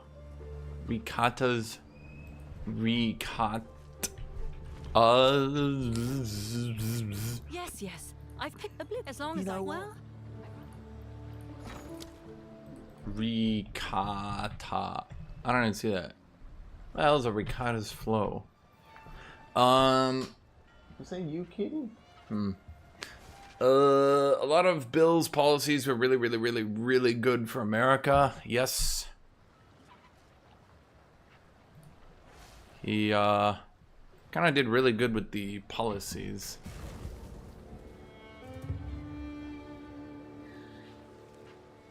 I go get water. I'll be right back.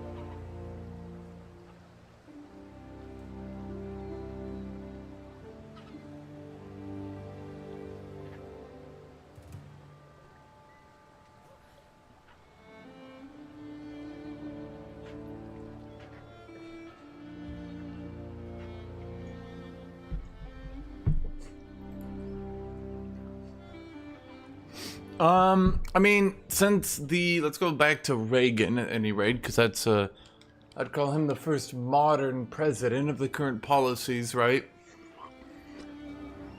Reagan fucks the economy. His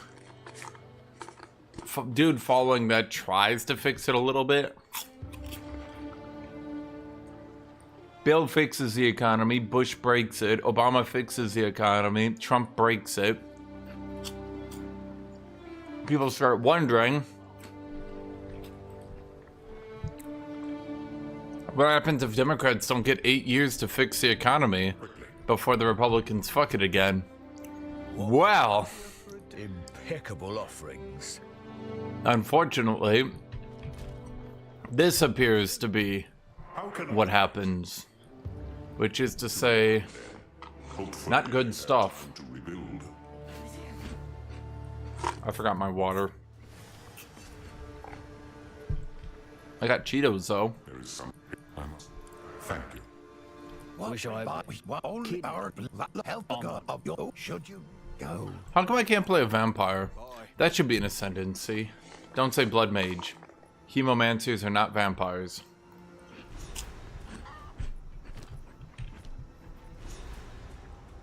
How's the clearing?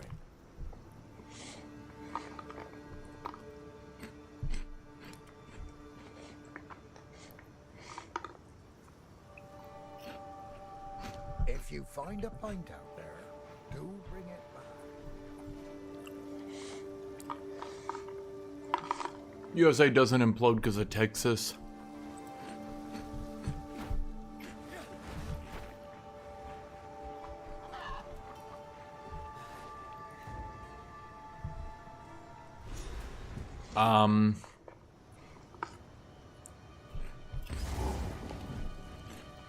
Texas brings so much money into the US that it's basically single-handedly saving the economy.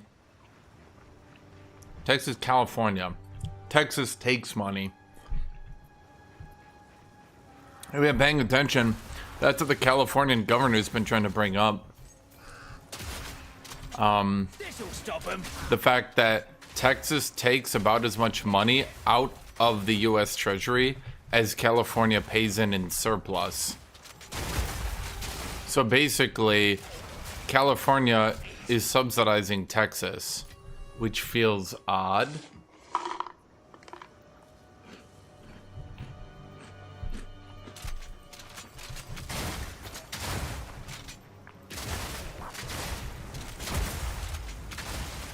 That's why the Californians have been saying, okay, why don't we, instead of spending money on absolute ludicrous shit, why don't we tax the rich, set up a strong education system, and get everybody on Texas's level?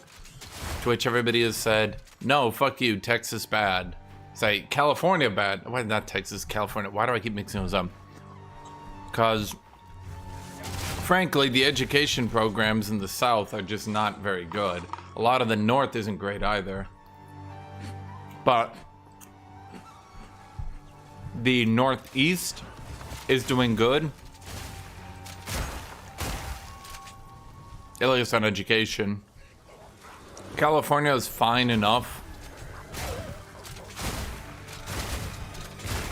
If you ask me, I think the real challenge will be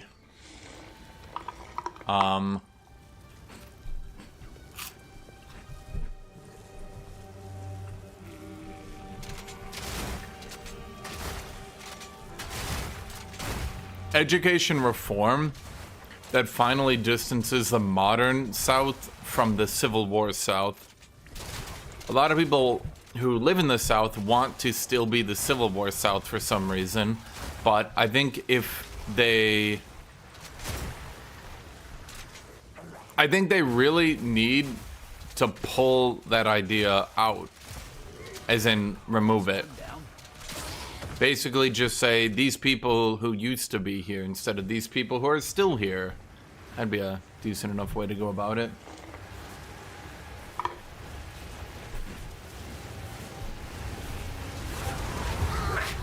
Let us deal with this worm first. So be it. Glad I could help you set aside your differences. Gather up!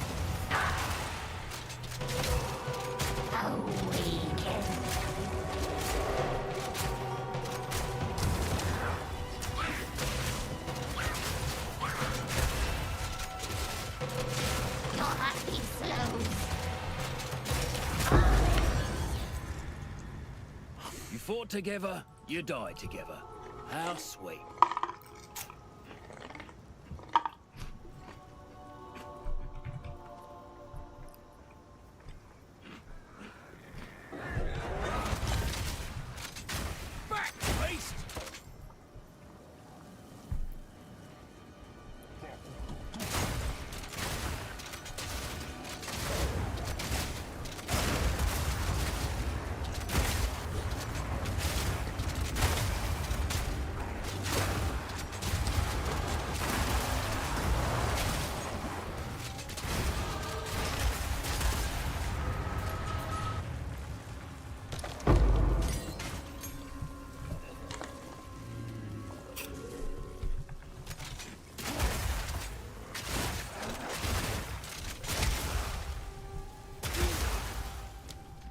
Well, I think at the very least, so far as the devs are concerned,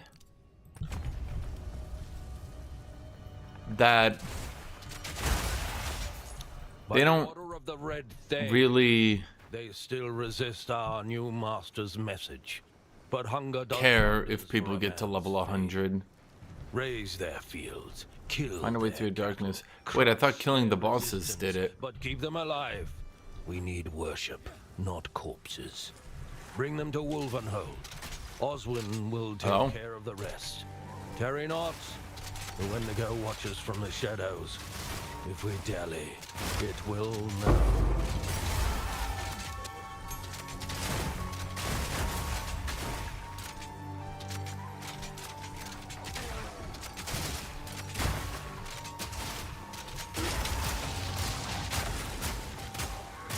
Well, that's one down.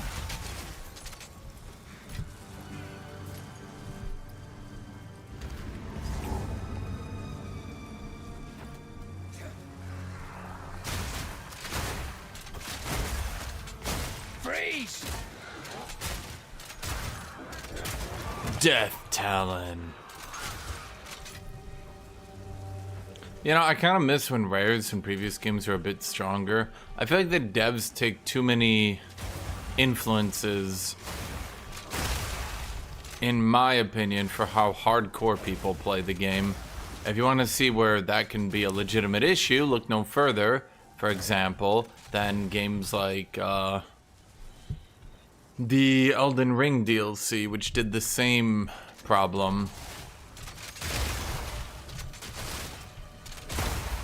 Very much pitched itself for the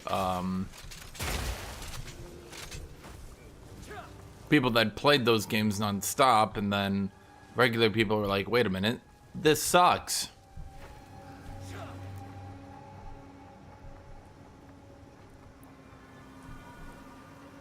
Can't believe I ate all my Cheetos already. Suppose it was only half full.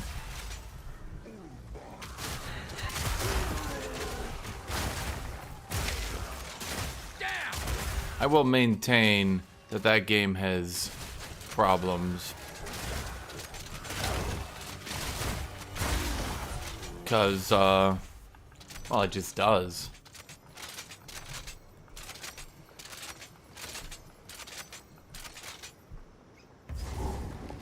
Well, I don't think it's a bad thing that not every player reaches level 100.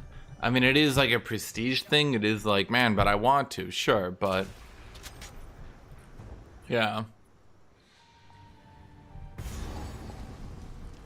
No idea what this... Oh, I've done it now. No idea what this does. Touches it. Damn.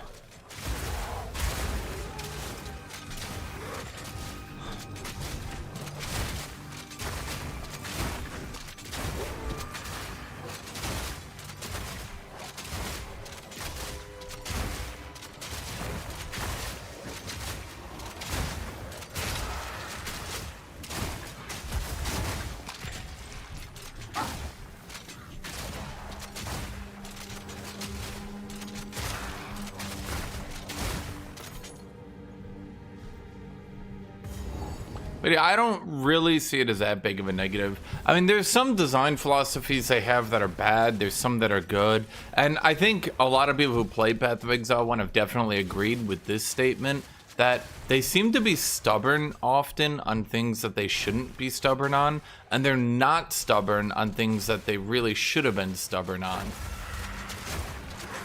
So it's like, they don't want to do mid-season nerfs, fine, but now how are you going to balance the game? When you've only gotten 2 real chances to do balance, and one of those included a major rework, how are you going to balance the game in a reasonable time? You can't. Reasonably. Would anyone disagree with me on that? That's why every season is dominated by one spec. You can say, well, they need to just buff all the other specs. Great. That isn't good. I don't know why that mentality and why people saying that has gotten so common. It seems to be a complete unawareness with how game development works. You can't just say buff everything every season. That ends up with you being Last Epoch. What happened to Last Epoch? Well, in their latest expansion, people were annoyed as shit because, well, my spec didn't get as buffed as that spec. It doesn't lead to everyone being fun. It leads to power creep. And then the devs need to go back because now the game's too easy and all the challenge is gone, and it's not really that appealing when all the challenge is gone. There's some people that enjoy that, sure. There's some people that never want any challenge, but is that where the game should be balanced for, those some people? No, of course not. Because that's only some people. So then what you do when you cause all this power creep is now a shitload of dev time needs to go into the enemies. You need to be rebalancing all the enemies and nerfing and buffing them. But wait, it gets worse, chat, because now after you've nerfed and buffed them to deal with the new power creep, now you've got new specs. Oh, this spec is underpowered. Ooh, this spec is overpowered. Why? Because you just unfortunately nerfed and buffed all the enemies. So you might end up with a spec that's been just sitting there just fine, maybe even a little bit undertuned, but definitely fun and playable. Tell me if you've heard this before. A fun and playable spec that just sat there minding its own business for years and years on end until the game gets power creeped because the developers didn't want to nerf anything ever. And now this spec that has like a dedicated fan base who just like playing it. It's not the strongest spec, they just like playing it. And now that spec is horribly underpowered. So now, every single season, the devs need to do a complete overhaul of the enemies because all we're doing is buffing. So every single season, we need to address which areas are too strong, which areas are too weak. There's no longer a problem of like early in the development of the game we're doing this. This is now like a game-wide problem. Now we're always rebalancing the game. All in a day's work. So how much dev time is going into that versus how much dev time is going to anything else? Well, the answer might surprise you. It's going to be a lot of dev time is going into rebalancing the game.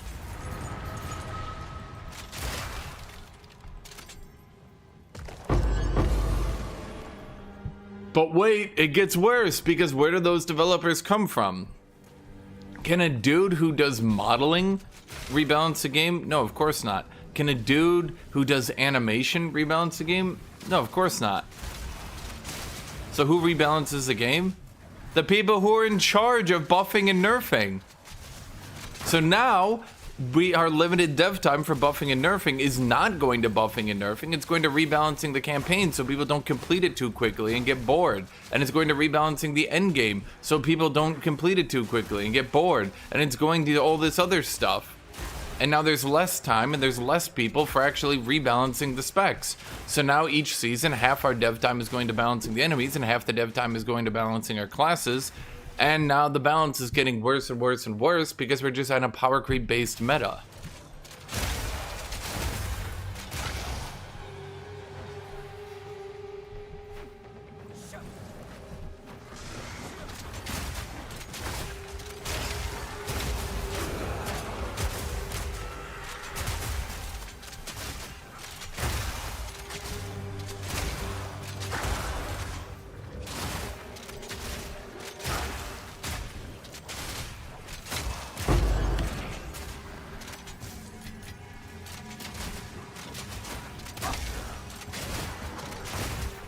And then these people suggest this shit all the time to the devs, and that's not very useful, because if you're a dev and you're trying to get feedback, and all your feedback is telling you the same things that you know is wrong, they'll be like, no, just keep buffing every patch. And you know you can't do that. You know you can't do that. The king in the mists claims this wood. I guard what is his. Oh my god, I forgot this was a boss. This'll stop him.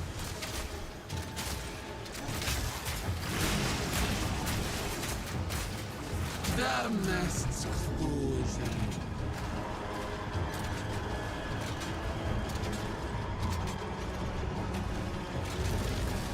Turn! Drown in darkness! Mist and storm entwine!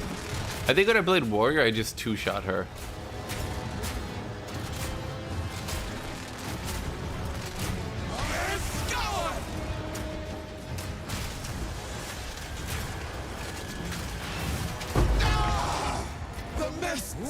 Better than Corey. That's one less horror haunting this place. The Fae spirits. What are they doing? So I gotta get all these shotgun shells out of my crossbow. Gather here for a reason. Seems they were trapped within that cursed one. With their aid, perhaps you'll be able to pass through the Blackwood.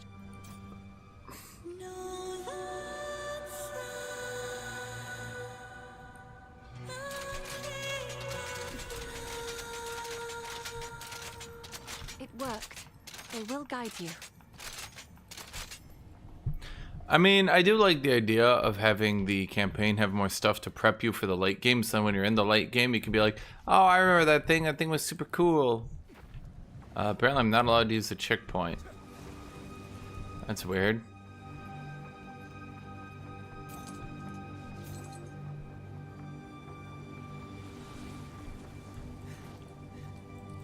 In fact, I'm not allowed to use anything.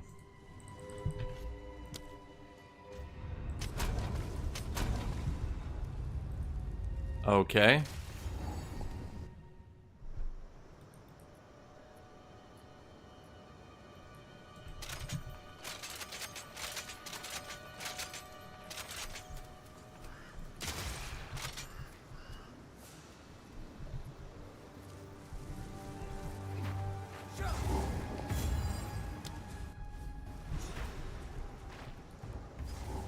The wisps have defeated the Blackwood. Something about this grove gives me the creeps.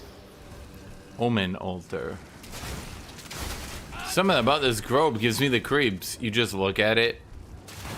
It's just a dark grove full of evil. You're like,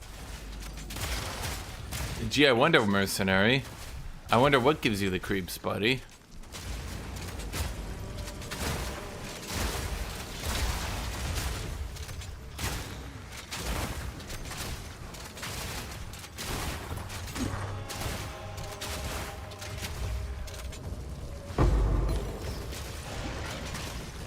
Moment of greater exaltation. That one's okay. I wonder, can you come back to this zone and do it again with all these omens? I hadn't thought about that. I mean, because some of this stuff is valuable.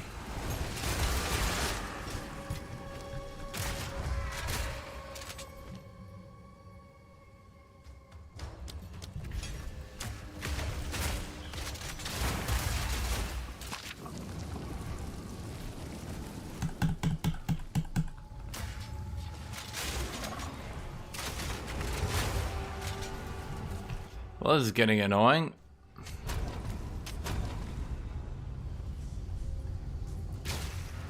Well, now I can't even click it to begin with.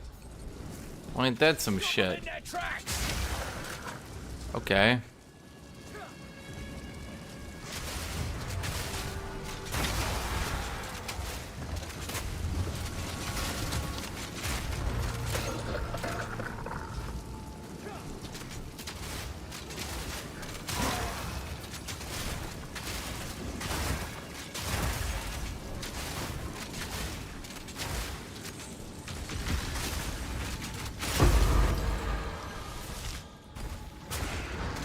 Oh, is that how they balance it? You can only loot 2 of them?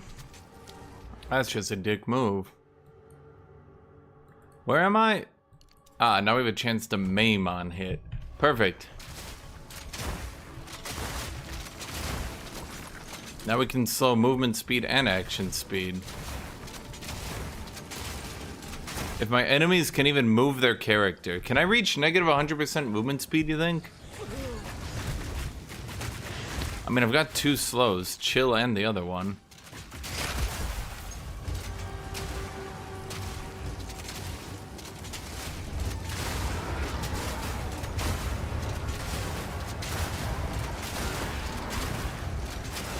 So technically my slowing potency scaling should double.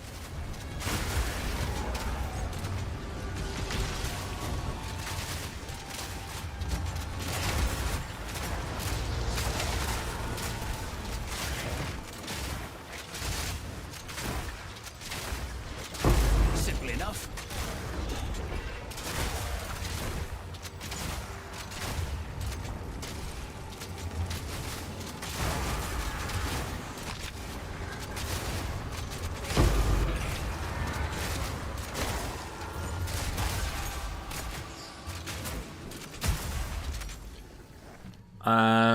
I should go gas grenade so it's even bigger.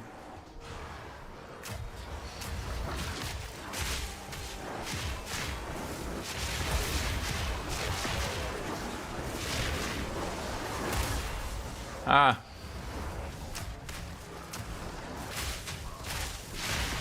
Oh, that's another one I hate about rapid fire not being able to burn.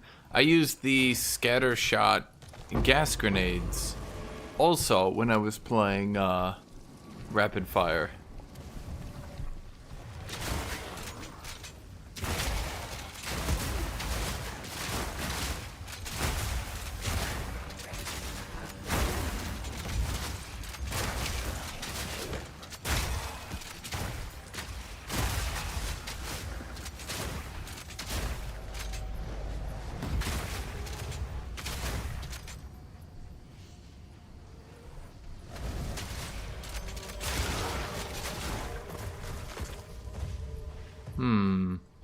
Find your way through the Blackwood.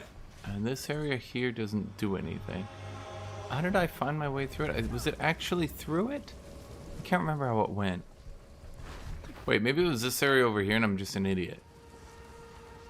It's so weird how Act 1 areas, even in the interlude,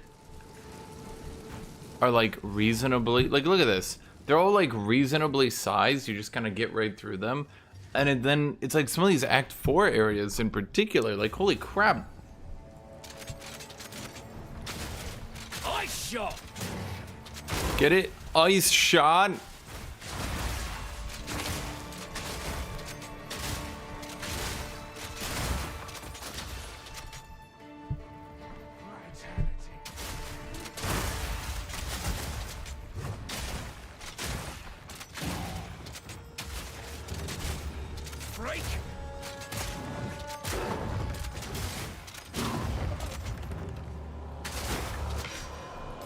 Chat. Ice shot. Chat.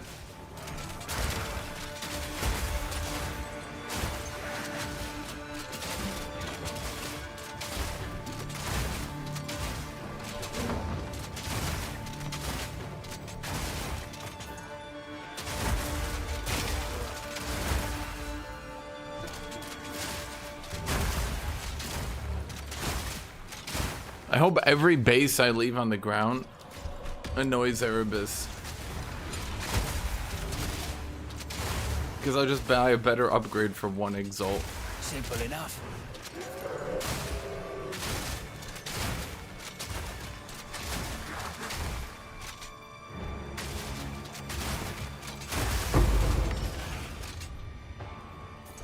Another Greater Jewelers. Oh, that's right. I didn't upgrade my rings. I could probably get some ring upgrades.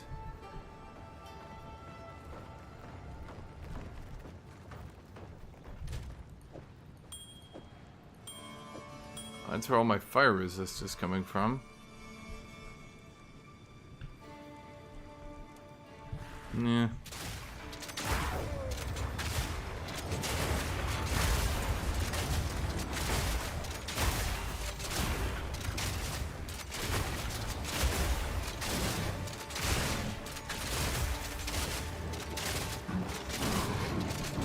guys gonna be dead ever?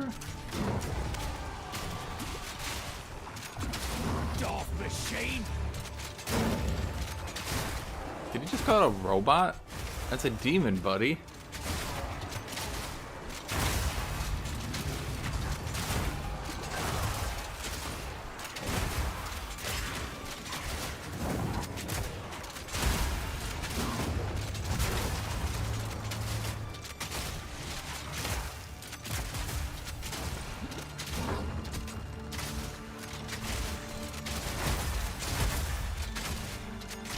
Sometimes I think the rare mod for extra damage interacts weirdly with some other stuff.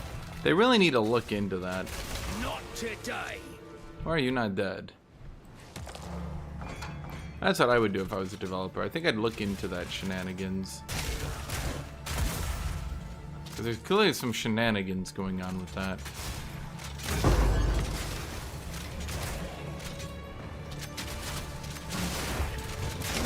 Another notch on the helmet.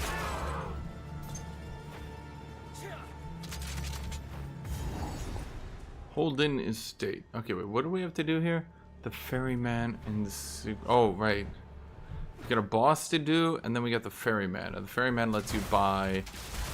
Well, effectively it lets you buy iron rings. Other stuff too, sure, but... Mostly the iron rings.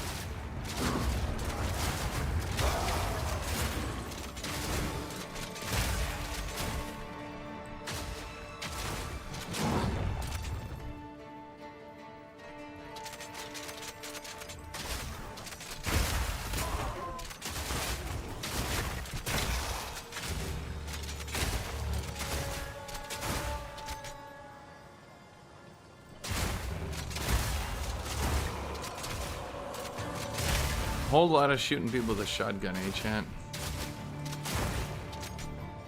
Because iron rings are the most rare, so... Well, I shouldn't say the most rare. I think they're exactly as common with the other ones, but you use them the most compared to any other...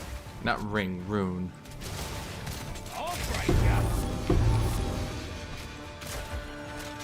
Every time I get a unique item, I think, oh no! What a waste of a slot.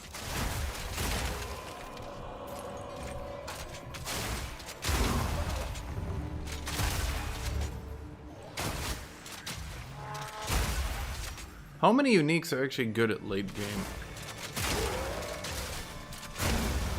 Did I give up on a physical bolt build? I mean, I could go back and try at some point for sure. Well, that's one down.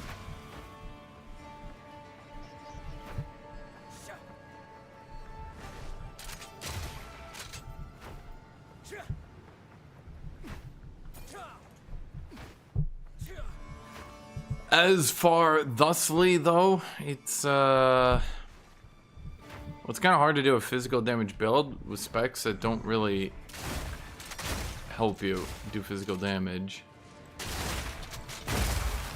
And if I'm gonna do physical damage, I'm probably gonna have to just be ranger.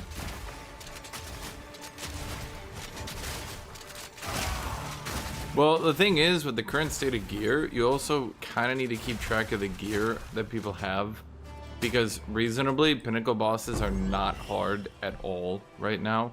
And when you combo pinnacle bosses not being hard at all, with gear being very cheap and accessible, you need to factor in that a lot of these people are going to be like, look at my build destroying pinnacles! And then, like, you're going to look in, and they're going to have like a 50 div set. And you think, 50 divs? Oh my god. But 50 divs is not even that expensive this season. Shit, I could have a 50 div set. I haven't even played in like a week on my warrior.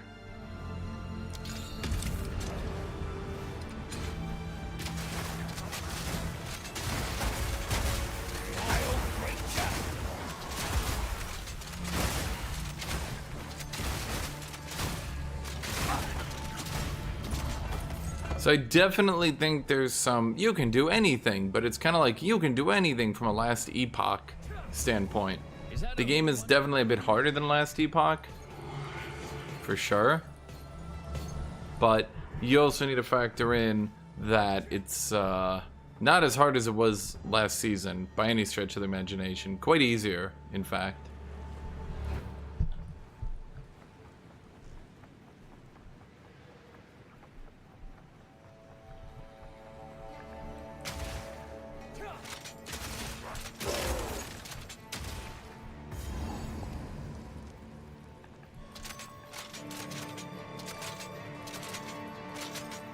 too smart. We swore our oaths to the First Ones, beneath the same stars that lit their hunt. Yet one by one, those stars flicker and fade, and in their place, darkness. The absence of warmth, endless, inescapable. Now come the whispers, no longer faint, but gnawing at the marrow. With each word we are unmade. Soon we will be but hollow vessels, our oaths devoured. They use those two bosses a lot. I think because they didn't really get a lot of emphasis in the campaign. But now there's a bit of a problem. What is the problem, you're gonna ask? The bit of the problem is that they kind of show up a lot.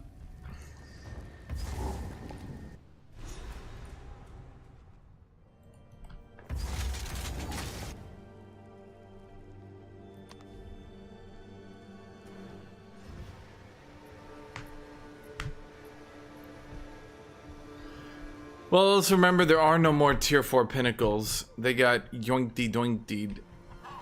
They got boinked. They got removed. They're gone. They're gone, chat. They're gone. It is good to see. Topaz ring. Lightning damage of enemies hitting you is unlucky.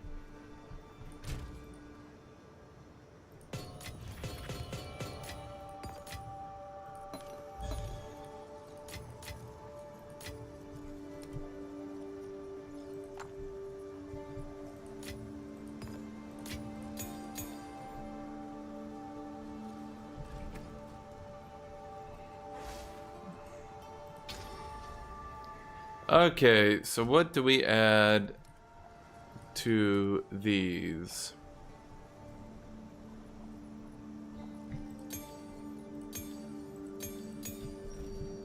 Okay, gas granado. It's considered a fire chaos, huh? Okay, increased detonation time, but deal more damage. Well, I don't like that at all.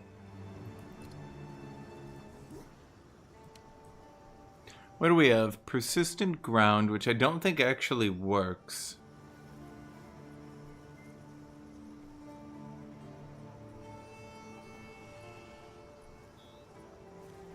I don't think either of these actually work, because the poison only stacks once, right? So, unless I'm blowing them up, both of these are actually doing nothing. The grenade is persistent ground. That's good. We shoot it quickly. That works. Multi-shot. Yep. Okay. These all work. Monsieur Oil Granado. Less cooldown recovery rate.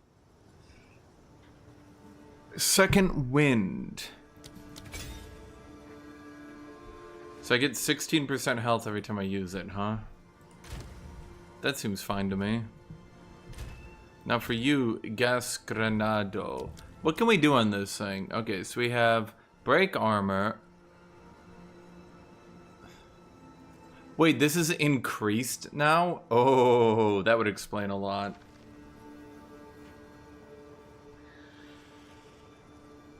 Damn, I want to do a poison build. Chat, are there any AoE poison builds in the game right now? Can I do poison explosions yet?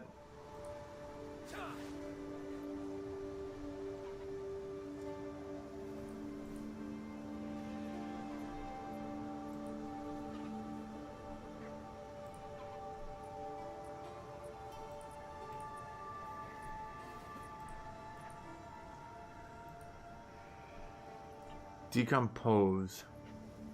Well, what I want to do is I want to do like poison and it like shoots off. Like, what game was that? What ARPG had it where like you'd poison one enemy and it would just melt the whole pack slowly? That's what I want to do. What do I use for you on gas grenade?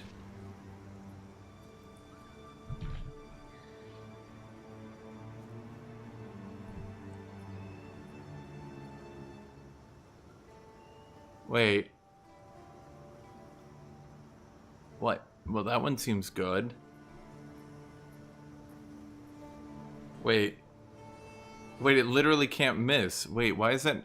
Is that recommended? Wait, it's not recommended?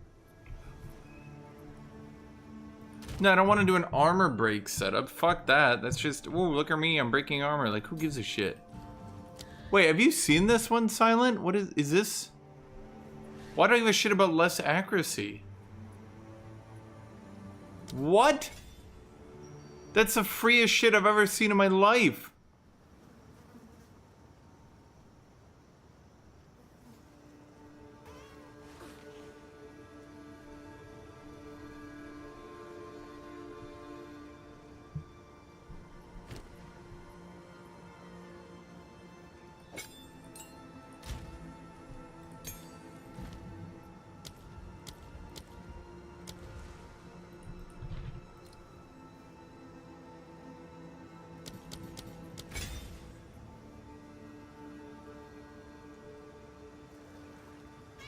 No.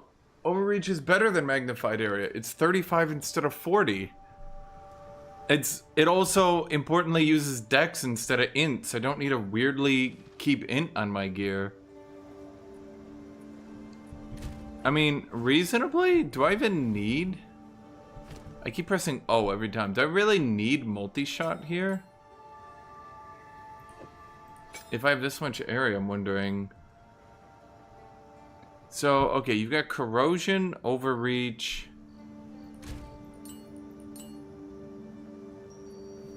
I don't think it's considered a ground effect, if I had to guess. Poison.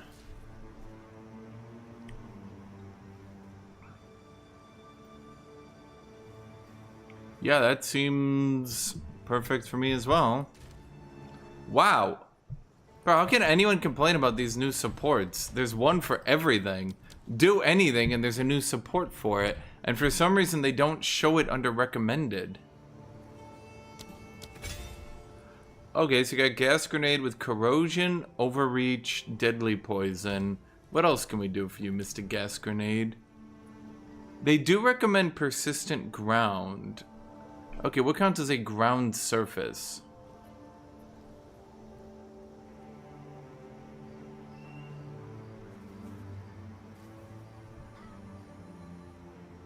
I don't think a... Yeah, this says ground. This says oil ground. Ignited enemies, ignited grounds with detonating skills to conch. Oh well.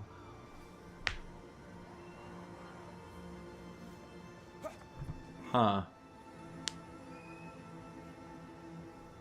What do I do about defenses? Not give a shit about energy shield. Everyone's like, no, you can't. You must. Energy shield.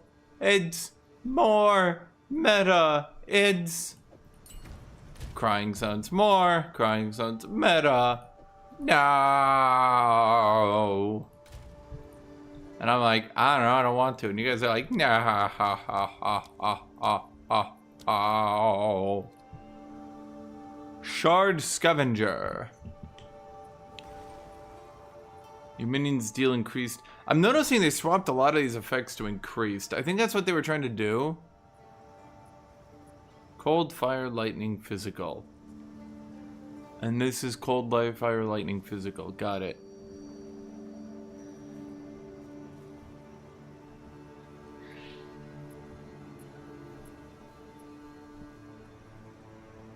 Should I just do cannibalism? Why is cannibalism? Huh. Okay, let's just do cannibalism.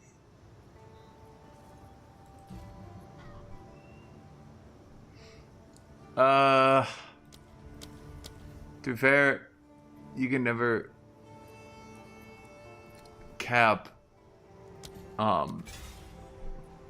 to be fair, you can never cap it no matter what you do.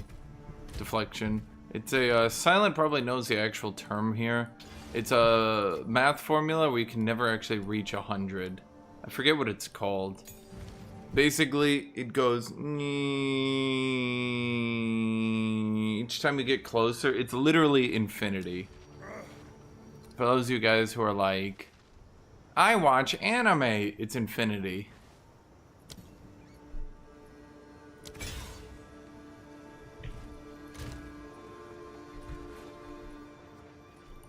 You can keep getting closer, but you'll never reach it. The closer you get, the further away you get.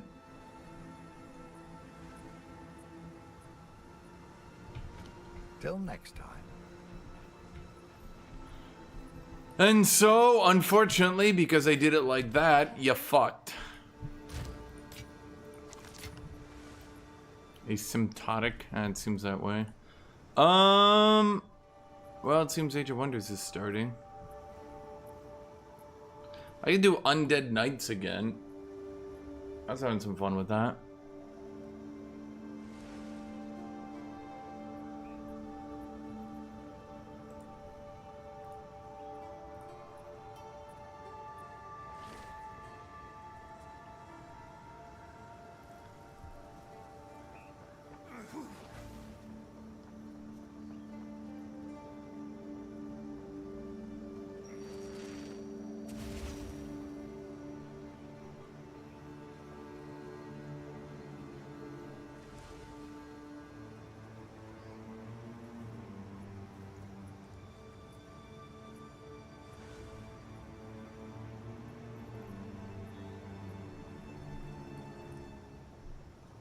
I guess we're doing Age of Wonders. Let's see if everybody's around then.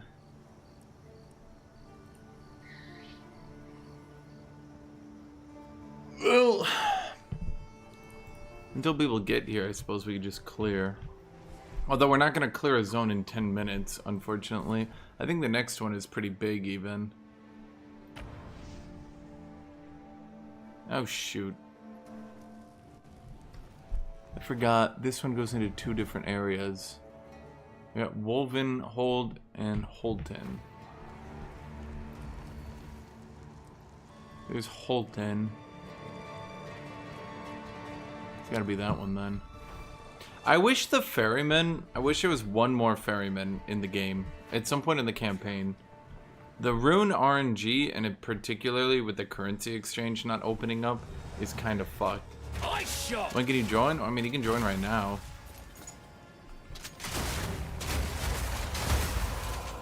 I figured people would start showing up. Normally Tut Tut joins voice and then everybody kind of follows him. He might be busy.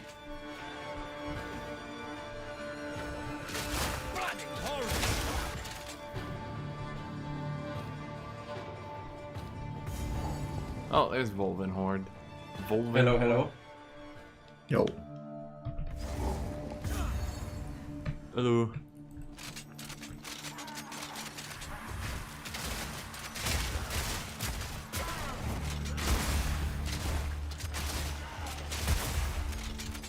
So our streamer betrayed us yesterday.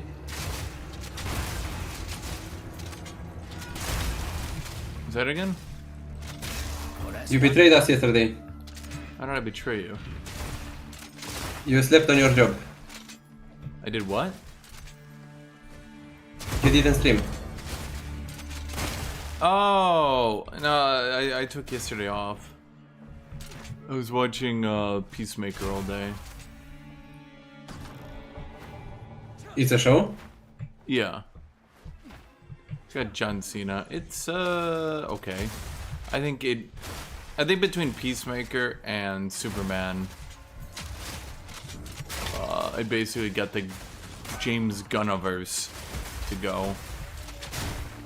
I'm interested to see how they're gonna bring Superman and Peacemaker together though, because that's not very much a PG universe.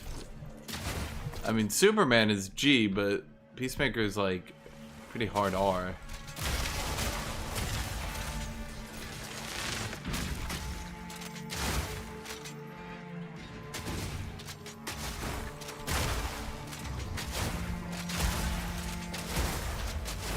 So why Superman has all the hype?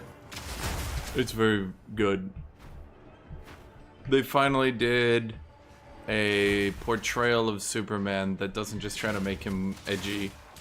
And you'd have to watch the movie to truly understand it, but basically what they did to finally make Superman pop It's what I was trying to tell other people. The way they got Superman to finally pop without just making him edgy is to make everyone around him edgy, and then for him to not be edgy, which makes him significantly more noticeable.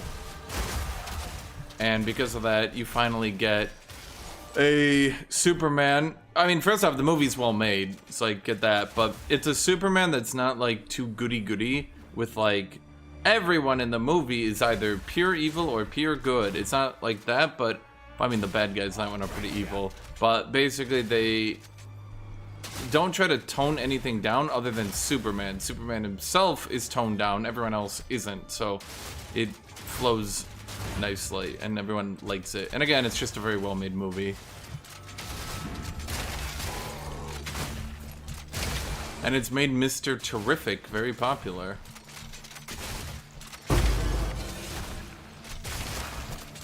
I was never so much into like, I don't know who made Superman or is making Superman, DC or Marvel? It's DC. So DC has a problem where they've been trying to be too grim-darky because they had the Dark Knight was very popular, and so ever since then they've been trying to have every character be Batman, and it's kind of boring because like not every character should be this like super grim-dark like I'm Batman type character, and it just made everyone bored when every character was trying to like one-up each other as to how grim-darky they could be.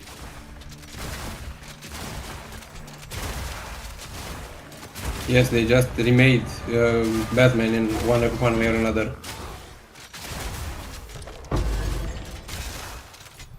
If you try to make everyone like him, you'll make all. What I'm trying to say is that nobody will stand up the same. Yeah, so that's really what they did. Is Superman himself is a goody-goody character, but they made a movie where like not everyone is either goody-goody and Superman still is, and so it makes him pop more when it's like the other thing they did is they made it very grounded, but they didn't make it grounded in like it's realistic because everyone is evil. They made it grounded because it's like, how would Superman operate in the real world? Wouldn't people lie? And well, yeah, I mean that's where it goes from. Oh, so it's not so much fantasy, it's more like grounded in somewhat real world. Yeah. But a lot of times when people try to ground it in the real world, it's like they ground it in the real world, but everyone's now grim-derpy. Where it's like, okay, it's grounded, but now everyone's like just hyper evil for no reason. I've seen your enemy. You don't get to walk away. Where did you watch the show? Because the movie. Because I don't know if... Yeah, it's a movie. I watched it on HBO.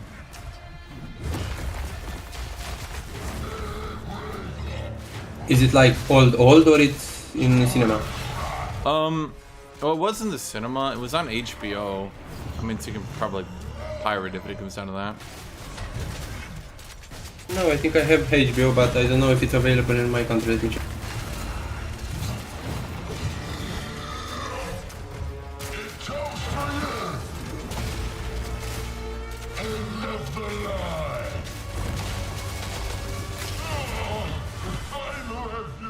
That's for every poor bastard you fed to your thane. Okay, so we got that one now. Shoot. I think we got everything we need. Dang. I mean, best we could do is a cooldown, but we don't really work on cooldowns. So... Shoot, where do we go now, chat?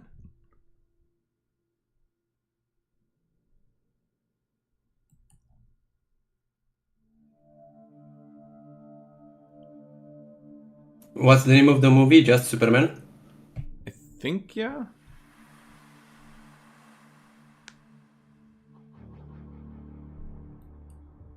You think just grab the move speed node as well? Because I was getting this one, so... I mean, you saw my chill and my maim are just fucking up the bosses. Because I grabbed the slow... Oh, no more Harry Cavill for main actor? I went with the slow magnitude here as well, so I figured... Or am I delusional and he was never Superman? Well, it's called Superman, Marvel Studios Superman 2025. 2 hours, 9 minutes. Didn't that happen like 5 years ago when Henry Cavill went out to do stuff for The Witcher and 40K? Well, what do you mean? Well, didn't Henry Cavill stop being Superman a while ago? Yeah. He's not... Henry Cavill isn't in this one. It's not him. Oh wow, for me it's on Amazon Prime.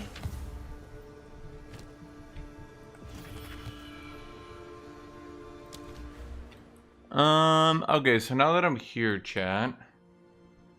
Why is this one 4%? This one's 4 and 8% damage. It's just 5. Yeah, he signed up for Witcher and then he dropped the show. Well, he didn't drop the show. He just didn't. He wasn't on the main cast because he didn't like how the show ended up not following the books.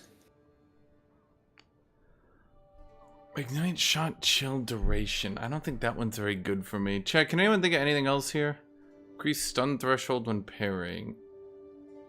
That one's not good for me either. We got the jewel here. We could just path up to here and grab the forking and shit.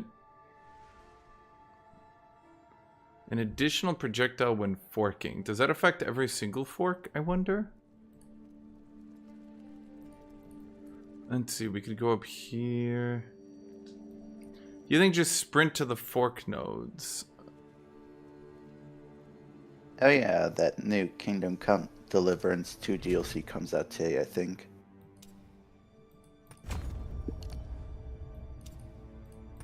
There will be a DLC? But it's 1, 2, 3, 4. Yes, the 4 travel. Forging DLC.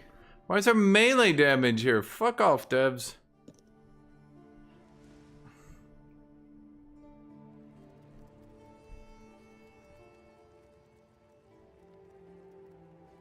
Yeah, the chain. I think we could go damage, damage, fork, fork, chain, chain. We don't really pierce, so we don't want that, but those ones should be fine. Then if we really want, we can go up here for the attack speed as well. Is being delayed a bit. Yeah, he said he'd be here in 5. Okay, chat. I do believe it is the wonders of the age time. Did I go Undead Knights again?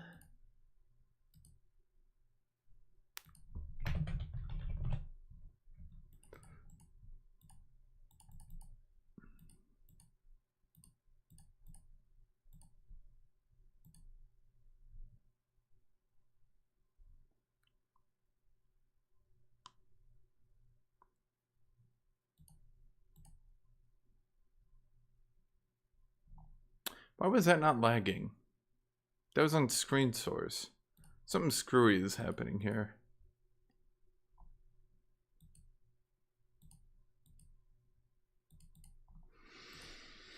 Alright, chat, I'm gonna make you all watch Age of Wonders. Here we go.